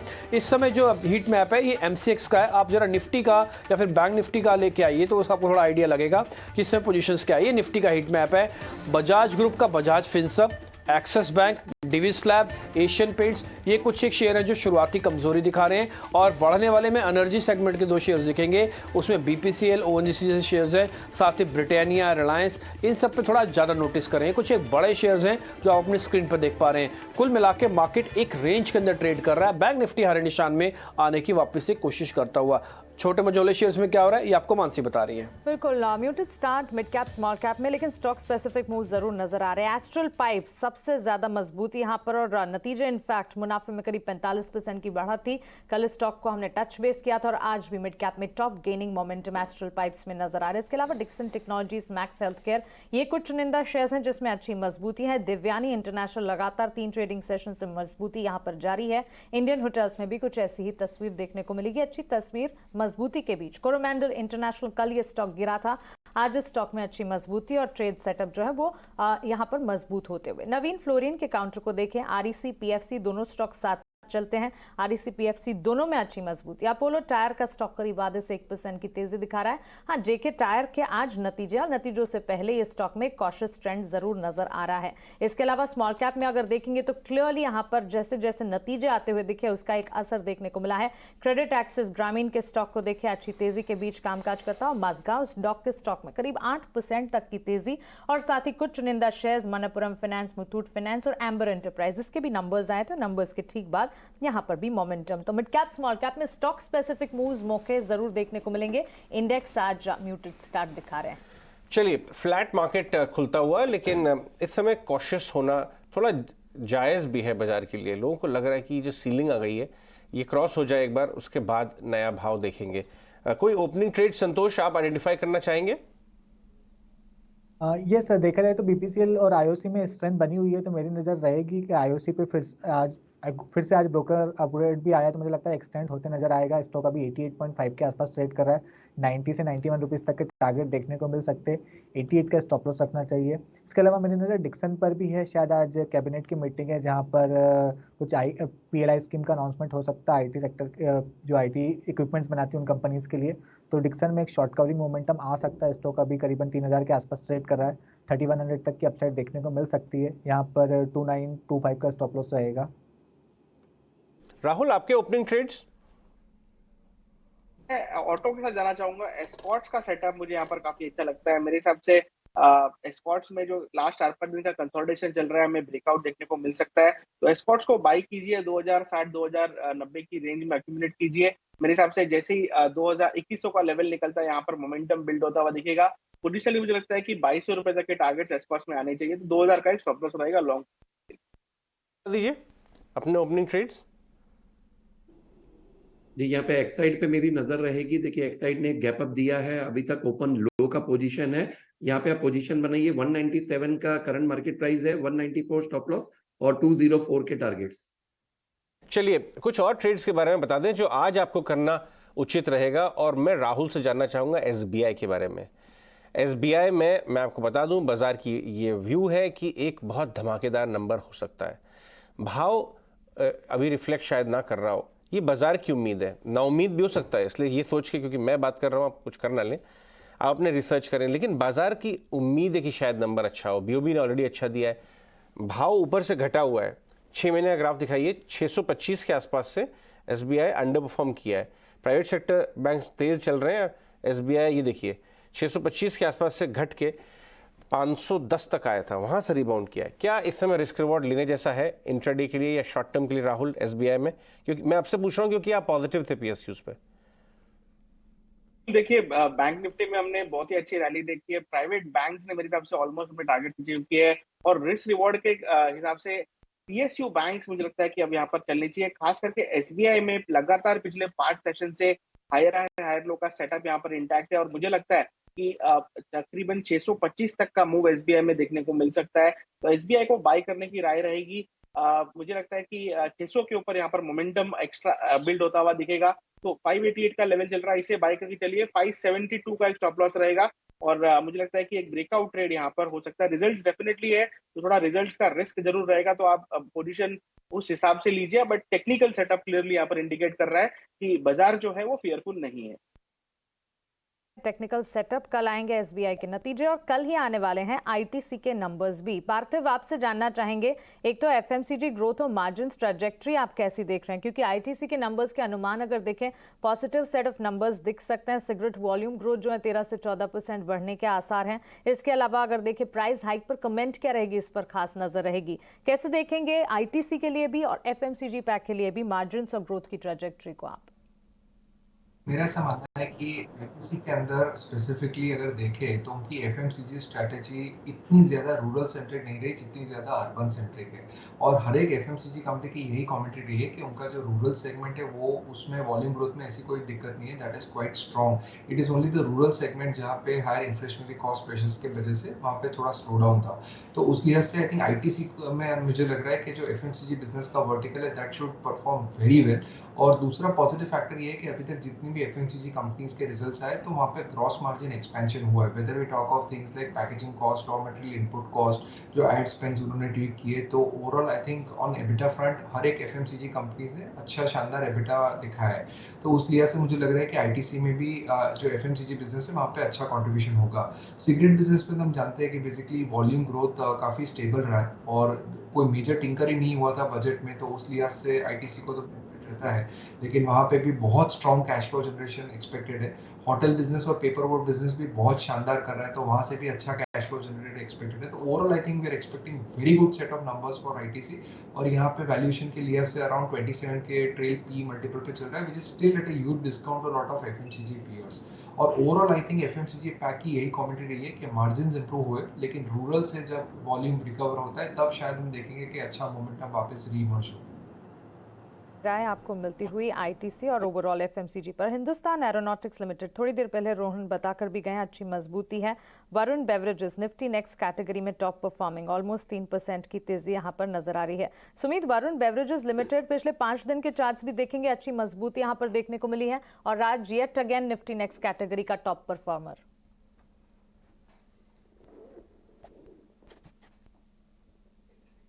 जो आपके पोर्टफोलियो में हमेशा रहना चाहिए। पिछले 2.5 साल से आप इस चार्ट को एक बार कभी रिव्यू करेंगे तो हर एक बार 200 मूविंग एवरेज को टच करके इसने रिवर्सल दिया है।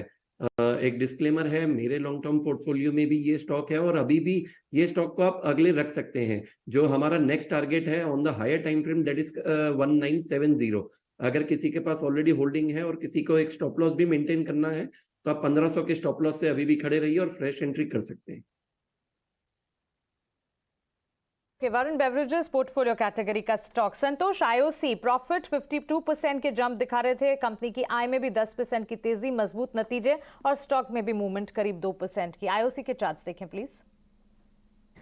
यस, आईओसी पे मेरा बुलिश व्यू ही है। मुझे लगता है 89-90 जो इमीडिएट टारगेट है वहां तक जा सकता है। 90 रुपीज़ के आसपास कुछ प्रॉफिट बुकिंग आ सकती है, लेकिन ओवरऑल स्ट्रक्चर बुलिश है। अगर 90 रुपीज़ के आसपास अगर कोई डिप भी मिलेगा तो खरीदारी के रूप में देखेंगे, लेकिन अगर आपने एज ए ट्रेडिंग बेट लिया है तो 90 रुपीज़ के आसपास थोड़ा सा प्रॉफिट बुक जरूर कर सकते हैं।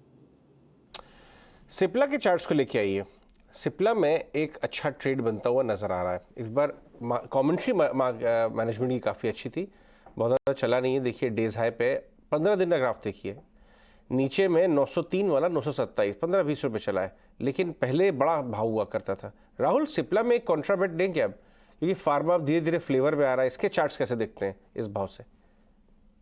जी देखिए, फ्लो ग्रेजुअल यहाँ पर एक रिकवरी करने की कोशिश है सिप्ला के अंदर। ओवरऑल फार्मा सेक्टर को अंडर परफॉर्म किया है इसने, बट मेरे हिसाब से जब तक इसमें 900 का लेवल इंटैक्ट है, मेरे हिसाब से हायर लो का सेटअप यहाँ पर बना रहेगा। और स्लो ग्रेजुअली मुझे लगता है कि इसका जो 200 दिन का मूविंग एवरेज है तकरीबन 986 के आसपास है, वहां तक आई थिंक अप मूव देखने को मिल सकता है। मेरे हिसाब से जो परसों सोमवार के दिन की जो बड़ी सेलिंग थी वो पूरी अब्जॉर्ब हुई है और 895 का एक स्टॉप लॉस लगाकर यहाँ पर लॉन्ग पोजीशन ली जा सकती है। तो आई थिंक जैसे आपने कहा कॉन्ट्रेरियन बेट है, थोड़ा अंडर परफॉर्मिंग स्टॉक जरूर है, बट मेरे हिसाब से रिस्क रिवॉर्ड जो है लॉन्ग्स के लिए फेवरेबल। कॉन्ट्रेरियन बेट है, लेकिन आप देखिए इसको और साथ में देखिए कोरमंडल रिजल्ट्स आए थे कोरमंडल के, उसके बाद से चलना शुरू हो गया है। एक महीने में 7-7.5% ऑलरेडी चला हुआ है, लेकिन उसमें देखिए आज ही 3% डेज हाई की तरफ जा रहा है। नीचे ये करीब 960-82 के आसपास वहाँ तक घूमा, यानी आज डिप बॉट हुई है। सुमित, कोरमंडल के चार्ट्स 1000 क्रॉस तो लग रहा है अभी की हो जाएंगे, लेकिन क्या 1020, 1050 के लिए एक व्यू ले सकते हैं इसमें? जी बिल्कुल अजय जी, चार्ट बहुत ही पॉजिटिव है। देखिए 931 के करीबन स्टॉक ने अपना एक अच्छा खासा बेस बनाया हुआ था और वहीं पे ही सस्टेन कर रहा था। पिछले 8 से 10 सेशन में अच्छा मूवमेंट दिखाया।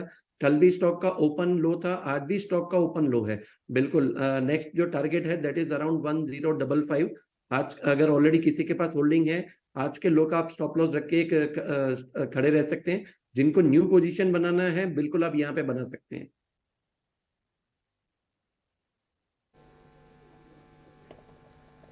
ठीक है, एक और शेयर भी है जिसके बारे में हम कई दिनों से चर्चा कर रहे हैं कि शायद बेस बन चुका है। आज भी मैं वायदा चेक कर रहा था तो डिक्सन के अंदर शुरुआती नंबर्स काफ़ी अच्छे आ रहे हैं ट्रेड के। तो एक बार जरा डिक्सन टेक्नोलॉजी आप चेक करेंगे संतोष, आपको ठीक लग रहा है क्या ये शेयर? अजय जी ने सब शुरू में ही मुझसे पूछा था कि आपका कौन सा कॉल है, तो मेरी नज़र डिक्सन पर ही थी, क्योंकि इसमें स्ट्रॉन्ग मोमेंटम बन भी रहा है और आज शायद कैबिनेट की मीटिंग है जहां पर पीएलआई स्कीम 2.0 का अनाउंसमेंट हो सकता है। आईटी हार्डवेयर जो बनाते हैं तो उसका एक उस वजह से इसमें मोमेंटम बढ़ते हुए दिख रहा है। तो मुझे लगता है कि यहाँ पर 3100 तक के टारगेट के लिए इसको अप्रोच किया जा सकता है। नीचे जो अब सपोर्ट बन जाएगा और 2950 का रहेगा।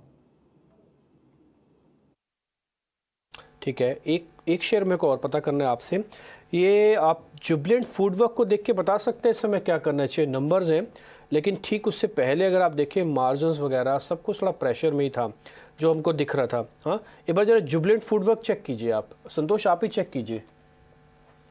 यस, ये स्टॉक काफ़ी अंडर परफॉर्म किया है, लेकिन थोड़े सिग्नल्स मिल रहे हैं कि कहीं ना कहीं बॉटम आउट हो रहा है। तो मेरे हिसाब से जो कंजर्वेटिव ट्रेडर्स है वो तो अवॉइड करें, लेकिन थोड़ा सा जो रिस्क लेके सकते हैं तो यहाँ पर एक प्रीएम्प्टिव ट्रेड लिया जा सकता है। आप 440 का स्टॉप लॉस माइंड में रखिए, क्योंकि अगर ये रिजल्ट्स अच्छे आते हो, स्टॉक 480 का लेवल क्रॉस करने में कामयाब हो जाता है, तो यहाँ पर एक अच्छी खासी शॉर्ट कवरिंग वैल्यू देखने को मिल सकती है, जो स्टॉक को 520-530 रुपए तक लेके जा सकती है। 530 तक के लेवल्स और जुबिलेंट फूड नंबर से पहले कॉशियसनेस यहाँ पर ज़रूर नज़र आ रही है।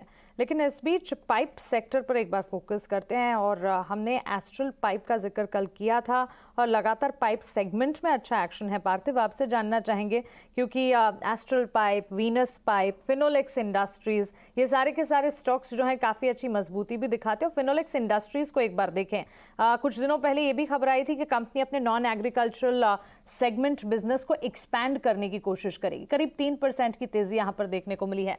पाइप सेगमेंट के लिए फैक्टर्स इस वक्त काफी सारे हैं, कनेक्टिंग है प्ले, क्योंकि रियल एस्टेट, सीमेंटर्स के साथ होम इंप्रूवमेंट थीम है जो कि लगातार चल रही है। इस स्पेस पर आपकी राय दीजिए। एस्ट्रल की बात करूं तो आई थिंक शानदार नंबर्स थे। ये कंपनी ने उनका जो प्रोडक्ट कैटेगराइजेशन है काफ़ी डिवर्सिफाई किया है। इवन एडिसिव सेगमेंट में भी काफ़ी अग्रेसिव है ये कंपनी। और हम जानते हैं कि रियल एस्टेट प्रॉक्सी प्ले है, बिकॉज यहाँ पे ज़्यादातर जो उनका वॉल्यूम है वो रियल एस्टेट सेगमेंट से आता है, इन टर्म्स ऑफ प्लम्बिंग पाइप्स और फायर इक्विपमेंट पाइप्स। तो उस लिहाज से हमने देखा है कि एस्ट्रल में वॉल्यूम ग्रोथ बहुत ही स्ट्रॉन्ग है। दूसरी अच्छी बात यह है कि ये कंपनीज के लिए जो रॉ मटेरियल इनपुट कॉस्ट है वो काफ़ी स्टेबलाइज हुआ है। पिछले क्वार्टर्स में जो high inventory raw material input cost था, उसकी वजह से inventory mark to market losses की वजह से हमने देखा था कि मार्जिन्स कॉन्ट्रैक्ट हुए थे, लेकिन अभी वापस margins are coming back very strong. तो I think raw material scenario is also very good, demand volume growth is strong, और इनकी नई कैपेसिटीज भी आ रही है, रैंप अप हो रही है। और कंपनी हमेशा नए प्रोडक्ट मिक्स पे वर्क करती है जहाँ पे मार्जिन एक्रेटिव हो। तो फिनोलेक्स पाइप्स की बात करूँ तो यहाँ पे भी हमने देखा है कि डिसेंट वॉल्यूम ग्रोथ है, और overall I think margins improvement की वजह से हमने देखे कि ये शेयर्स रीरेट हुए। Same is the case with supreme industries. यहाँ पे एग्री पाइप्स का फोरे ज्यादा है अलॉन्ग विद फिनोलेक्स पाइप्स। तो ये दोनों कंपनीज आई थिंक रीजनबली अच्छा कर रही है। थोड़ा फियर रहेगा इन टर्म्स ऑफ जो फार्म सेगमेंट से कैसे वॉल्यूम रहते हैं, लेकिन ओवरऑल जिस तरह का इंफ्रा ग्रोथ है ये दोनों कंपनीज पे बेनिफिट करेगी। और वीनस पाइप्स बेसिकली हम जानते हैं कि बेसिकली सीमलेस और मेटल रिलेटेड पाइप्स में वहाँ पे भी हमने देखा था कि एपीएल अपोलो का जो रिजल्ट आया वहाँ पे भी शानदार तेजी है। सो ओवरऑल ये सब कंपनीज जो है इंफ्रा के प्रॉक्सीज है, और इंफ्रा में जिस तरह का कैपेक्स चल रहा है आई थिंक सबको बेनिफिट रहेगा। टायर स्टॉक्स में जेके टायर के स्टॉक पर एक बार राय। अपोलो टायर का चार्ट तो रिएक्ट करा 1.25% की तेजी, लेकिन जेके टायर के नतीजे हैं आज गिरावट है। कॉशियस है नतीजों से पहले, क्या गिरावट में एक बार एंट्री लेने के बारे में सोचा जाए?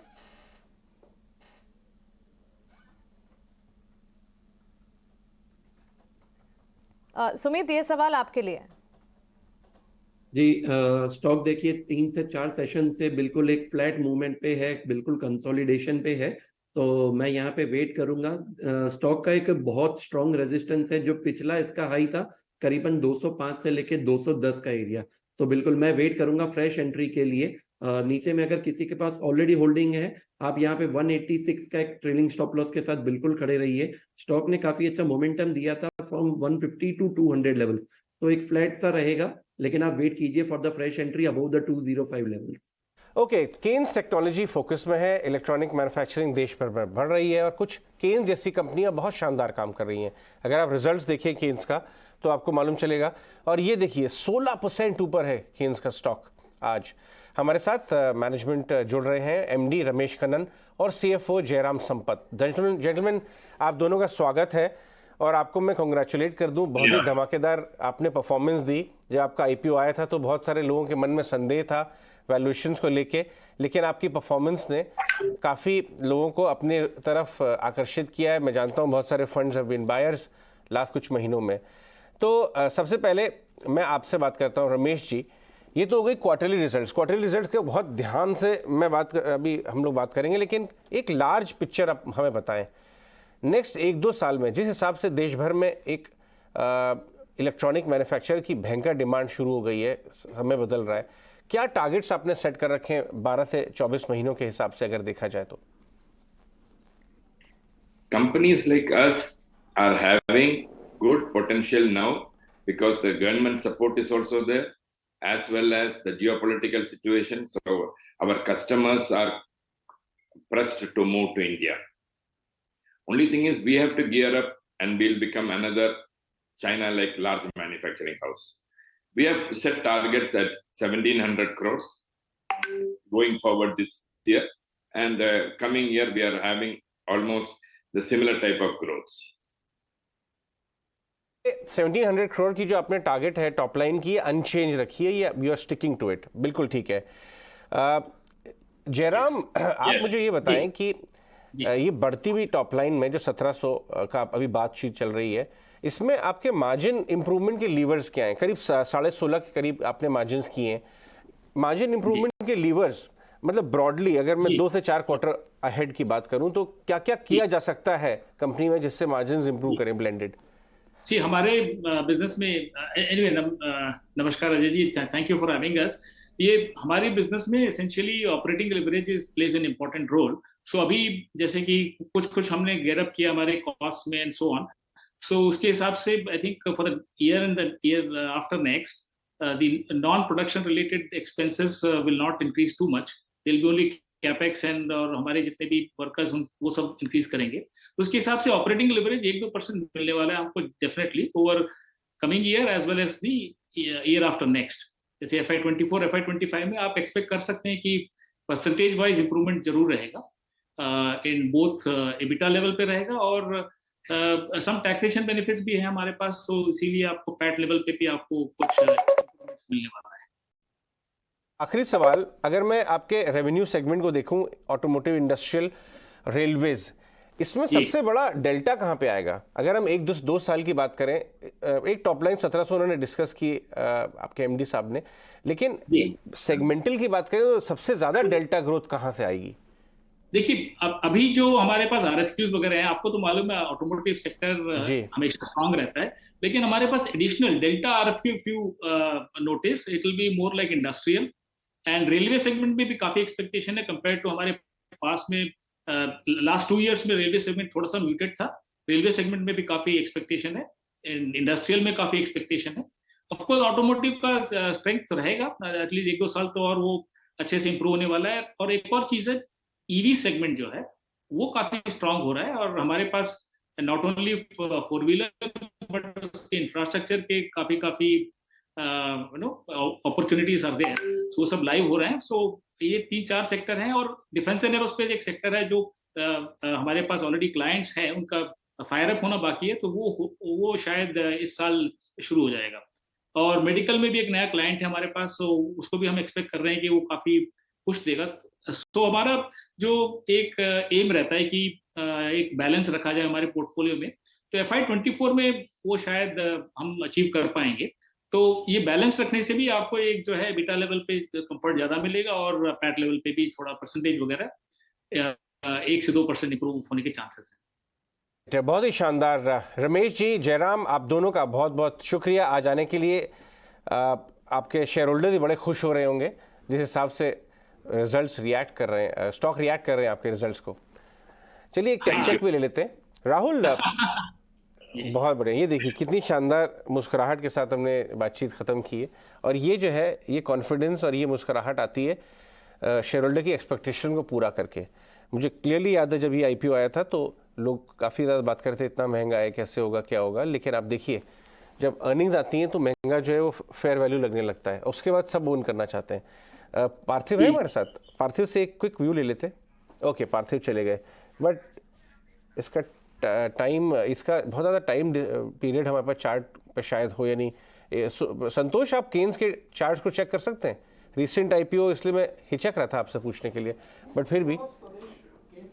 यस, केन्स के चार्ट की बात करें तो जब से लिस्टिंग हुई उसके बाद से ही कंटिन्यूसली हाई आ रहा है और आज भी एक अच्छी तेजी के बाद, हालांकि ऊपर एक ट्रेंड लाइन रेजिस्टेंस आ रहा है 1180 से 1200 के बीच में, तो वहाँ हो सकता है मुनाफा वसूली आ जाए। लेकिन अगर कोई मुनाफा वसूली आती है और स्टॉक फिर से अगर आपको 140 के जोन में मिल जाता है तो एक बहुत अच्छी बाइंग अपॉर्चुनिटी रहेगी, क्योंकि ओवरऑल स्ट्रक्चर काफी बुलिश है। बट इस लेवल पे एज ए ट्रेडर चेस करना थोड़ा सा मुश्किल है, तो कोई डिप आता है तो खरीदारी के मौके के रूप में देखना चाहिए।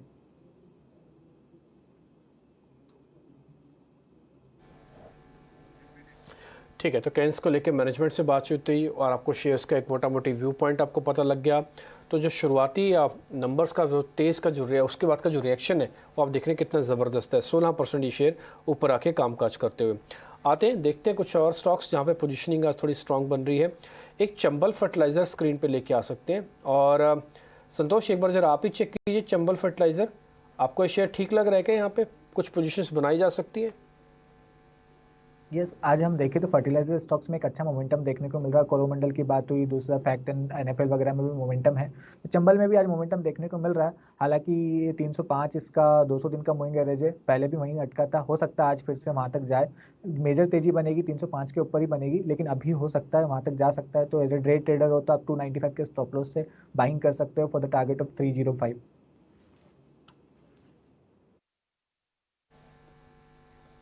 एक पॉइंट और है आज इंडेक्स पे, अगर आप नोटिस कर रहे हैं तो आज फिर से आपको शुरुआती जो होता है ना कि एकदम से जैसे आपको गैप मिलता है, तो आप पहले आज से 3-4 दिन पहले आप याद कीजिए, आपको गैप मिल जाए बस, उसके बाद कैसे भरभरा के बाजार चल पड़ता था, ऐसा अभी थोड़ा थोड़ा रुक सा गया है। थोड़ी इसकी वेलोसिटी कम हो गई है बस, और कुछ नहीं है। वो जो स्पीड होती है, जो डेंसिटी के साथ एकदम से ऊपर आता है खरीदारी, वो थोड़ा सा कम है। ठीक है, लेकिन फिर भी कुछ कुछ ऐसे ट्रेड भी आप देखने चाहिए जहाँ पे कुछ शॉर्ट्स पोजीशंस बन रही हैं या फिर आपको बनती हुई दिख सकती हैं। मेरे पास ऐसे कुछ शेयर्स हैं, मैं एक बार ज़रा उसमें से एक लिस्ट निकालता हूँ और पता करता हूँ। आईसीआईसीआई प्रूडेंशियल एक बार ज़रा आप चेक कीजिए। आप सुमित, अगर आप हमारे साथ हो तो ज़रा आप चेक कीजिएगा आईसीआईसीआई प्रूडेंशियल।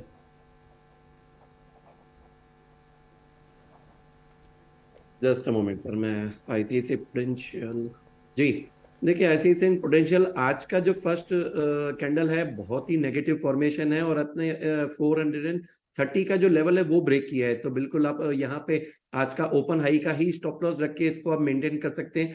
पिछली बार का जो स्विंग लो था वो था करीबन 420 का, तो अगर 420 टूट रहा है तो मुझे एक्सपेक्टेशन है कि ये 410 तक भी नीचे जा सकता है। तो स्ट्रॉन्ग शॉर्ट कैंडिडेट है। एक और शॉर्ट कैंडिडेट मुझे जो लग रहा है वो बैंकिंग में एक दिख रहा है, कोटक बैंक। देखिए कोटक बैंक ने अपना एक रिजेक्शन दिखाया हुआ है और कल के सत्र में भी सबसे कमजोर स्टॉक था और अभी भी आप डे लो पे ही पोजीशन बनाए हुए हैं। ट्रेंड लाइन रिजेक्शन है, सपोर्ट था 1950 का, वो भी ब्रेक किया है, अभी भी 1935 है और मुझे लग रहा है कहीं ना कहीं ये 1923 और 1909 ये दो टारगेट के लिए आप यहाँ पे शॉर्ट पोजीशन बना सकते हैं। राय शॉर्ट पोजीशंस के इस वक्त मिलती हुई, लेकिन सिटी गैस डिस्ट्रीब्यूशन कंपनियों को देखें, आईजीएल, एमजीएल और Gujarat gas in particular. MGL के स्टॉक में एक शार्प अप मूव इस वक्त नजर आएगा, वहीं गुजरात गैस में भी एक शार्प अप मूव, करीब 1.25% की तेजी के साथ ये स्टॉक इस वक्त रिएक्ट करता हुआ। संतोष, गुजरात गैस और साथ ही एमजीएल दोनों स्टॉक्स के चार्ट चेक कीजिए। यस, हमने आईजीएल और एमजीएल इनमें तो ऑलरेडी पहले तेजी देख चुके थे। गुजरात गैस ने परफॉर्म नहीं किया था, अब यहाँ बॉटम आउट होने के सिग्नल्स मिल रहे हैं। स्टॉक काफी अच्छा बॉटम बना रहा है, राउंडिंग बॉटम फॉर्मेशन, मुझे लगता है ये आउट परफॉर्म कर सकता है। यहाँ पे 510 के मुझे इमीडिएट टारगेट नजर आते हैं। 510 क्रॉस करने में कामयाब हो जाता है तो स्टॉक शायद बड़ी तेजी पे दिखा सकता है, बट फोर्थ टाइमिंग यहाँ पे खरीदारी कर सकते हैं। कीप स्टॉप लॉस ऑफ 487, 510 का इमीडिएट टारगेट रहेगा। एमजीएल की बात करें तो यहाँ पर भी एक पुल बैक के बाद वापस से स्ट्रेंथ दिखा रहा है, तो यहाँ फिर से मोमेंटम पकड़ सकता है। अभी जो रिसेंट इसने स्विंग हाई लगाया करीबन 1100 के आसपास का था, तो वो लेवल वापस से रिटेस्ट कर सकता है। आज का लो करीबन 1050 के आसपास का है, तो वो आपका स्टॉप लॉस होना चाहिए। 10 तक के टारगेट्स गुजरात गैस में, और बात तो सही है, एमजीएल आईजीएल के कंपैरिजन में गुजरात गैस में परफॉर्मेंस आना बाकी था और आज हम स्टॉक में मूवमेंट देख रहे हैं। महानगर गैस में भी इन स्तरों पर पोजीशंस को भी इंटैक्ट रखा जाए, गिरावट में खरीदारी के मौके भी ढूंढे जा सकते हैं। टैलब्रोस ऑटोमोटिव कंपोनेंट्स एक ऑटो एंसिलरी कंपनी। सुमित, एक बार आप इस स्टॉक को चेक कीजिए, टैलब्रोस ऑटो के नाम से आपको मिलेगा। करीब 4% की तेजी आज हम देख रहे हैं और नतीजों के इनफैक्ट तेजी के पीछे की वजह है अच्छे नतीजे। कंपनी के मुनाफे में हमने करीब 34% की तेजी देखी है। कामकाजी मुनाफे के फ्रंट पर भी 19% का इजाफा, साथ ही आय और मार्जिन के फ्रंट पर भी मजबूती नजर आ रही है। सुमित, टैलब्रोस ऑटो 4% की मजबूती है, टेक्निकल चार्ट चेक कीजिए। ये देखिए स्टॉक ने पिछले 8 से 10 सेशन अपना एक 200 मूविंग एवरेज जो था 480 के लेवल्स पे वहीं पे ही कंसोलिडेशन किया, उसका ब्रेकआउट आया और आज एक काफी अच्छा गैप अप है। लेकिन गैप अप के बाद एक थोड़ा सा प्रॉफिट बुकिंग आ रहा है। बाय ऑन डिप्स की स्ट्रेटेजी रखिए, सेम 480 का एक स्टॉप लॉस रखिए। ऊपर में एक यू बॉटम कंप्लीट करने के चांसेस हैं जो करीबन 580 तक की लेवल को स्टॉक लेके जाएगा। तो बिल्कुल आप यहाँ पे थोड़ा सा वेट कीजिए, स्टॉक को और नीचे आएगा, गैप फिलअप कीजिए, तब आप इसको बाय कीजिए। और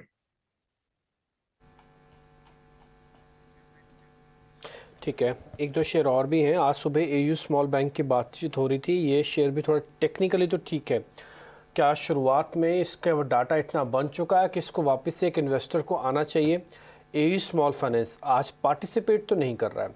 संतोष, एक बार जरा चेक करना शुरुआती डाटा आपको कैसा दिख रहा है, अभी उतरे या अभी थोड़ा रुके?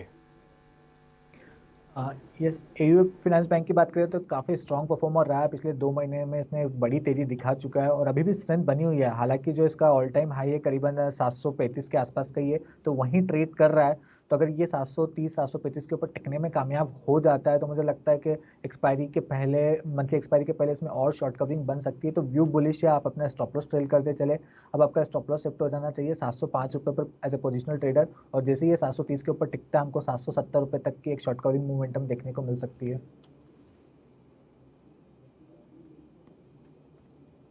पास वो है कोटक महिंद्रा बैंक, ये बार बार एक ही जगह पर रेजिस्टेंस ले रहा है। वो रेजिस्टेंस की मैं रेंज भी बताता हूँ सुमित, आप अच्छे से नोटिस करोगे, वह है करीब करीब 2000, 1970 से लेके 2000 के आसपास का। आप इसका 3 महीने ना चलाइए, आप इसका 7 दिन चलाइए, तो आपको 7 दिन में पता लगे कि पुल बैक तो आया है लेकिन उसी जगह पे जाके वापस रुक रहा है। ये एक बार जरा देख के बताएंगे सुमित, इसका ये रेजिस्टेंस अगर 2000 का पार नहीं हुआ तो ये कम से कम 100 से 200 रुपये गिरेगा। अभी ही डिस्कस हुआ कि इंट्राडे में भी देखिए कल का जो कैंडल था वो बहुत एक स्ट्रॉन्ग कैंडल था, a type of bearish engulfing, और मेन है कि कल का जो क्लोजिंग था उसके नीचे ही फर्स्ट सेशन में ही ट्रेड हो रहा है। तो बिल्कुल मुझे और यहाँ से बेयरिशनेस दिखाई दे रही है। मुझे लग रहा है कि 1 से 2 दिन के अंदर स्टॉक 1923 1910 ये 2 लेवल टच करेगा। अगर 1910 ब्रेक हो रहा है तो मुझे लग रहा है कि नीचे 1876 1876 तक भी जा सकता है। तो बिल्कुल अगर किसी के पास ऑलरेडी होल्डिंग है तो एक ट्रेलिंग स्टॉप लॉस के साथ खड़े रहिए। 1920 के नीचे क्लोजिंग, तो मैं यहाँ पे सजेशन दूंगा कि आप एक बार एग्जिट कर दीजिए। ओके, एग्जिट करने की राय कोटक बैंक अभी हमने थोड़ी देर पहले डिस्कस भी किया, लेकिन एम्बर एंटरप्राइजेस अच्छे नतीजों के दम पर 11% स्टॉक चल गया। इस वक्त ट्रेडिंग खुलने के बाद ही हम देख रहे हैं करीब आधे घंटे में स्टॉक में अच्छी मजबूती, 11% के अप मूव, उसके बाद हल्की सी प्रॉफिट बुकिंग भी नजर आ रही है। सुमित, आपसे ही जानना चाहेंगे, कंपनी के मुनाफे में हमने देखा कामकाजी मुनाफा 62% बढ़ता हुआ दिखा, मार्जिन एक्सपेंशन भी नजर आए और क्लियरली हम देख रहे थे मिड कैप कैटेगरी में एम्बर एंटरप्राइजेस आउट परफॉर्म कर रहा, 11% तक की तेजी इस वक्त भी। ओवर चार्ट की बात करें तो चार्ट बिल्कुल प्रॉमिसिंग नहीं है, काफी टाइम से बिल्कुल अंडर परफॉर्मिंग रहा है। स्टॉक ने अपना एक बेस को ब्रेक किया था 2660 का, जो था करीबन मई 2022, आज से 1 साल पहले, और अभी तक वही लेवल्स को ही मेंटेन कर रहा है। नीचे में एक काफी टाइम से कंसोलिडेशन चल रहा है पिछले 6 महीने से 1900 से 2000 की रेंज में, और आज एक गैप हुआ है लेकिन ये गैप भी सस्टेन नहीं हो पा रहा। तो फ्रेश एंट्री के लिए मैं फिलहाल अवॉइड करूंगा। अगर किसी ने एक बेस फॉर्मेशन मतलब जो डाउनसाइड में बाय किया है तो मैं मेरा सजेशन रहेगा प्रॉफिट बुकिंग के लिए। बिल्कुल नहीं है कन्विंसिंग चार्ट्स यहाँ पर, और नतीजों के दम पर ये वन साइड आज का एक one of up move in fact आता हुआ देखने को मिला। इनफैक्ट ये तो मौका है अगर आपकी पोजीशन है निकल जाने का। एम्बर एंटरप्राइजेस नई पोजीशंस के लिए बिल्कुल कन्विंसिंग स्टॉक नहीं है। लेकिन संतोष, आज सुबह आप अल्ट्राटेक सीमेंट पर अपनी कॉल दे रहे थे। इस वक्त अगर आप देखेंगे Shri cement, ACC, Ambuja cement, ये सारे के सारे स्टॉक्स में मजबूती हम देख रहे हैं। सीमेंट सेक्टर के लिए वॉल्यूम्स, रियलाइजेशंस और साथ ही लगातार प्राइस सिनेरियोज जो हैं वो प्ले आउट भी कर रहे हैं। अल्ट्राटेक सीमेंट पर आपकी राय थी, इसीलिए सीमेंट पैक पर एक बार आपसे फिर से आपका आउटलुक जानना चाहूंगी, क्योंकि अन्य cement counters Nifty next category के मिड कैप सीमेंट प्लेस भी अच्छा एक्शन इस वक्त दिखा रहे हैं।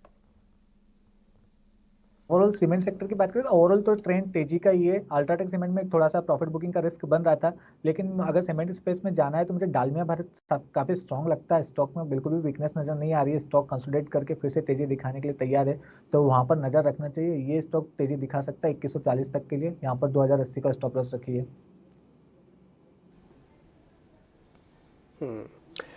इंडाइसिस के तौर पर अब मैं फिर से एक बार आपको बता देता हूँ, ऐसा नहीं है कि मार्केट का प्रेशर कम हो गया है तेज़ी का, बट हाँ एक चीज़ ज़रूर है यहाँ पे कि थोड़ा सा यहाँ पे एडजस्टमेंट्स हो रही हैं। अभी उसको एक बड़े प्लेयर की ज़रूरत है जो लीड करे, वो उसको मिल नहीं रहा है इंडेक्स को। अगर आप आज शुरुआती नंबर्स भी देख पा रहे हैं इंडेक्स के, जहाँ जहाँ पे आपको टॉप ट्रेडर्स यानी कि जहाँ पे कंट्रीब्यूशन स्ट्रॉन्ग है, तो मैं आपको दिखाता हूँ। भारतीय एयरटेल ना सिर्फ आज 4 पॉइंट ही दे रहा है निफ्टी को, इसके उलट मैं अगर सिर्फ इकलौता शेयर इन्फोसिस रख दूं तो वो सिर्फ 9 पॉइंट ले रहा है इंडेक्स का। और मैं जब पूरी लिस्ट चेक कर रहा हूँ ना, पहले 5 शेयर की, भारतीय एयरटेल, ITC, L&T, SBI, इनमें कोई भी एक ऐसा शेयर नहीं दिख रहा जो बाजार को बहुत स्पीड से ऊपर लेके जाए। इसलिए इंडेक्स के अंदर आपको लैकलस्टर वाली फीलिंग आ रही होगी। और दूसरा, जब आप शेयर गिरने वाली कैटेगरी चेक करते हो ना, तो आपको इन्फोसिस, TCS, HUL जैसे शेयर आज शुरुआत में दिखेंगे।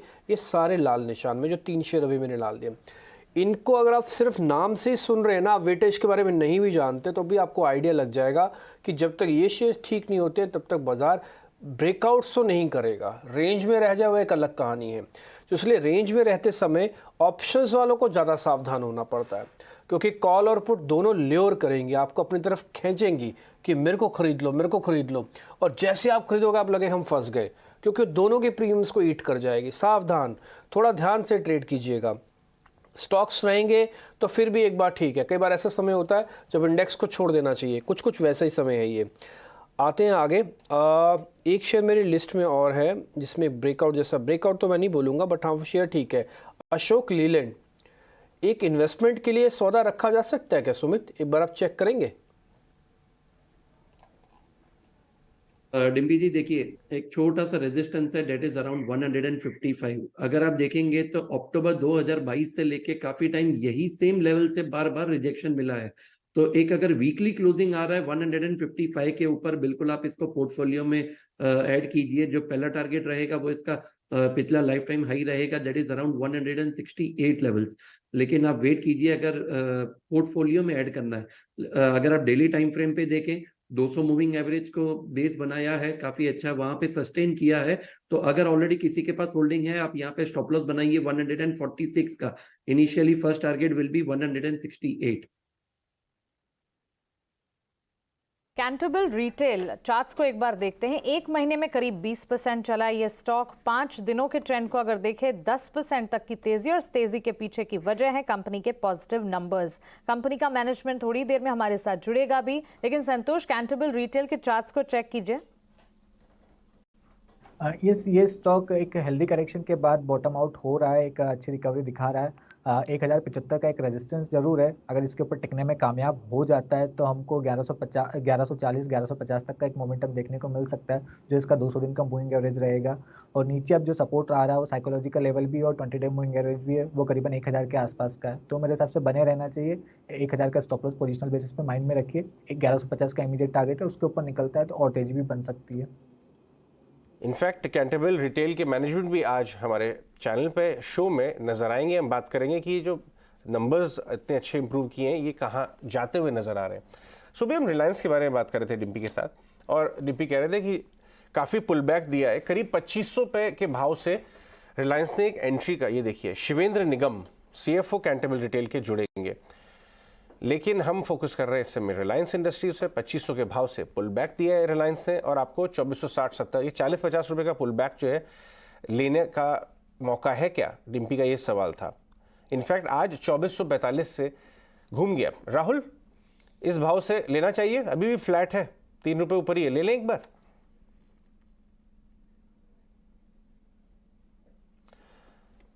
राहुल हमारे साथ हैं। ओके, संतोष आप बताइए क्या ट्रेड बनता है रिलायंस में इस भाव से?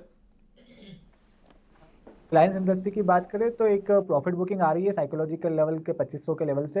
हो सकता है थोड़ा सा और डिप मिल जाए, 2420-2425 के आसपास मिलता है तो वो एक बहुत अच्छी बाइंग अपॉर्चुनिटी रहेगी, क्योंकि ये ब्रेकआउट लेवल भी था और 20 डे मूविंग एवरेज भी है। तो मुझे थोड़ा सा डिप और मिलता है तो मैं खरीदारी के मौके ढूंढूंगा, क्योंकि ओवरऑल तेजी का व्यू है। ऊपर में जो पोजिशनल टारगेट आ रहे हैं वो 2700 रुपये तक के आ रहे हैं, तो हर डिप पे खरीदारी के मौके के रूप में देखना चाहिए। कि 3500 रुपये का भाव होता हुआ नजर आ रहा है। लास्ट 4 दिन से लगातार इसके अंदर बाइंग है। इनफैक्ट इसके अंदर एक साइडवेज मूव आया था। एक महीने का ग्राफ देखिए, 3-4 दिन घटा, ऐसा लग रहा था कि फ्लोज नेगेटिव हो गए, उसके बाद वहां से फिर रिबाउंड। एक महीने का ग्राफ लेके आइए। सुमित, पॉलीकैब के चार्ट्स को रीड करिए हमारे लिए। 3200 वाला 3500 टच कर रहा है, एक हफ्ते में करीब 200 रुपये का अपमूव आ चुका है। जी बिल्कुल, स्टॉक काफी अच्छा गेन किया हुआ है। जो अपना एक ये रीटेस्ट कैंडिडेट, देखिए काफी टाइम क्या होता है कि रेजिस्टेंस से जब स्टॉक ने बाउंस किया होता है ना, उसको एक मोमेंटम स्ट्रांग मिलता है और एक फास्ट मोमेंटम मिलता है। तो ये भी अपना एक रिटेस्ट कैंडिडेट है। स्टॉक ने अपना 3150 का जो पिछला रेजिस्टेंस एरिया था वहीं से ही बाउंस किया और अभी भी एक स्ट्रॉन्ग मोमेंटम बना है। मुझे लग रहा है कि स्टॉक अभी भी 3700 के लिए जा सकता है। तो जिनके पास ऑलरेडी होल्डिंग है, आप स्टॉप 3300 के एक स्टॉप लॉस के साथ बिल्कुल खड़े रहिए। सीमेंट में थोड़े शॉर्ट आइडियाज आ रहे थे। इनफैक्ट संतोष भी सुबह अल्ट्राटेक पे शॉर्ट आइडिया दे रहे थे। अल्ट्राटेक, ग्रासिम दोनों को जरा हमारे लिए चार्ट पर चेक करके बताएं संतोष दोबारा। यस, अल्ट्राटेक की बात करें तो अल्ट्राटेक सीमेंट में एक लग रहा था कि छोटा एक प्रॉफिट बुकिंग आ सकता है, ओवरऑल तेजी का ही है, लेकिन अभी एक लग रहा है एक डिप 7600 तक आ सकता है, वो फिर एक री एंट्री का जरिया रहेगा। ग्रासिम थोड़ा सा व्यू स्ट्रेंथ लग रही है क्योंकि स्टॉक अपने 20 डे मूविंग एवरेज को सपोर्ट ले रहा है, 1720 के आसपास सपोर्ट है। अगर ये लेवल होल्ड कर देता है तो शायद ये बाउंस बैक दिखा सकता है ऊपर में 1760 की ओर। बाकी दूसरे mid cap stocks cement space और लाइक जैसे मैंने कहा डालमिया भारत, वहाँ अच्छी स्ट्रेंथ नजर आ रही है। तो चलिए, आज सीमेंट पैक पर अच्छी स्ट्रेंथ है, इस पर संतोष ने आज सुबह अल्ट्राटेक सीमेंट पर अपना नजरिया भी बताया था। एक छोटे से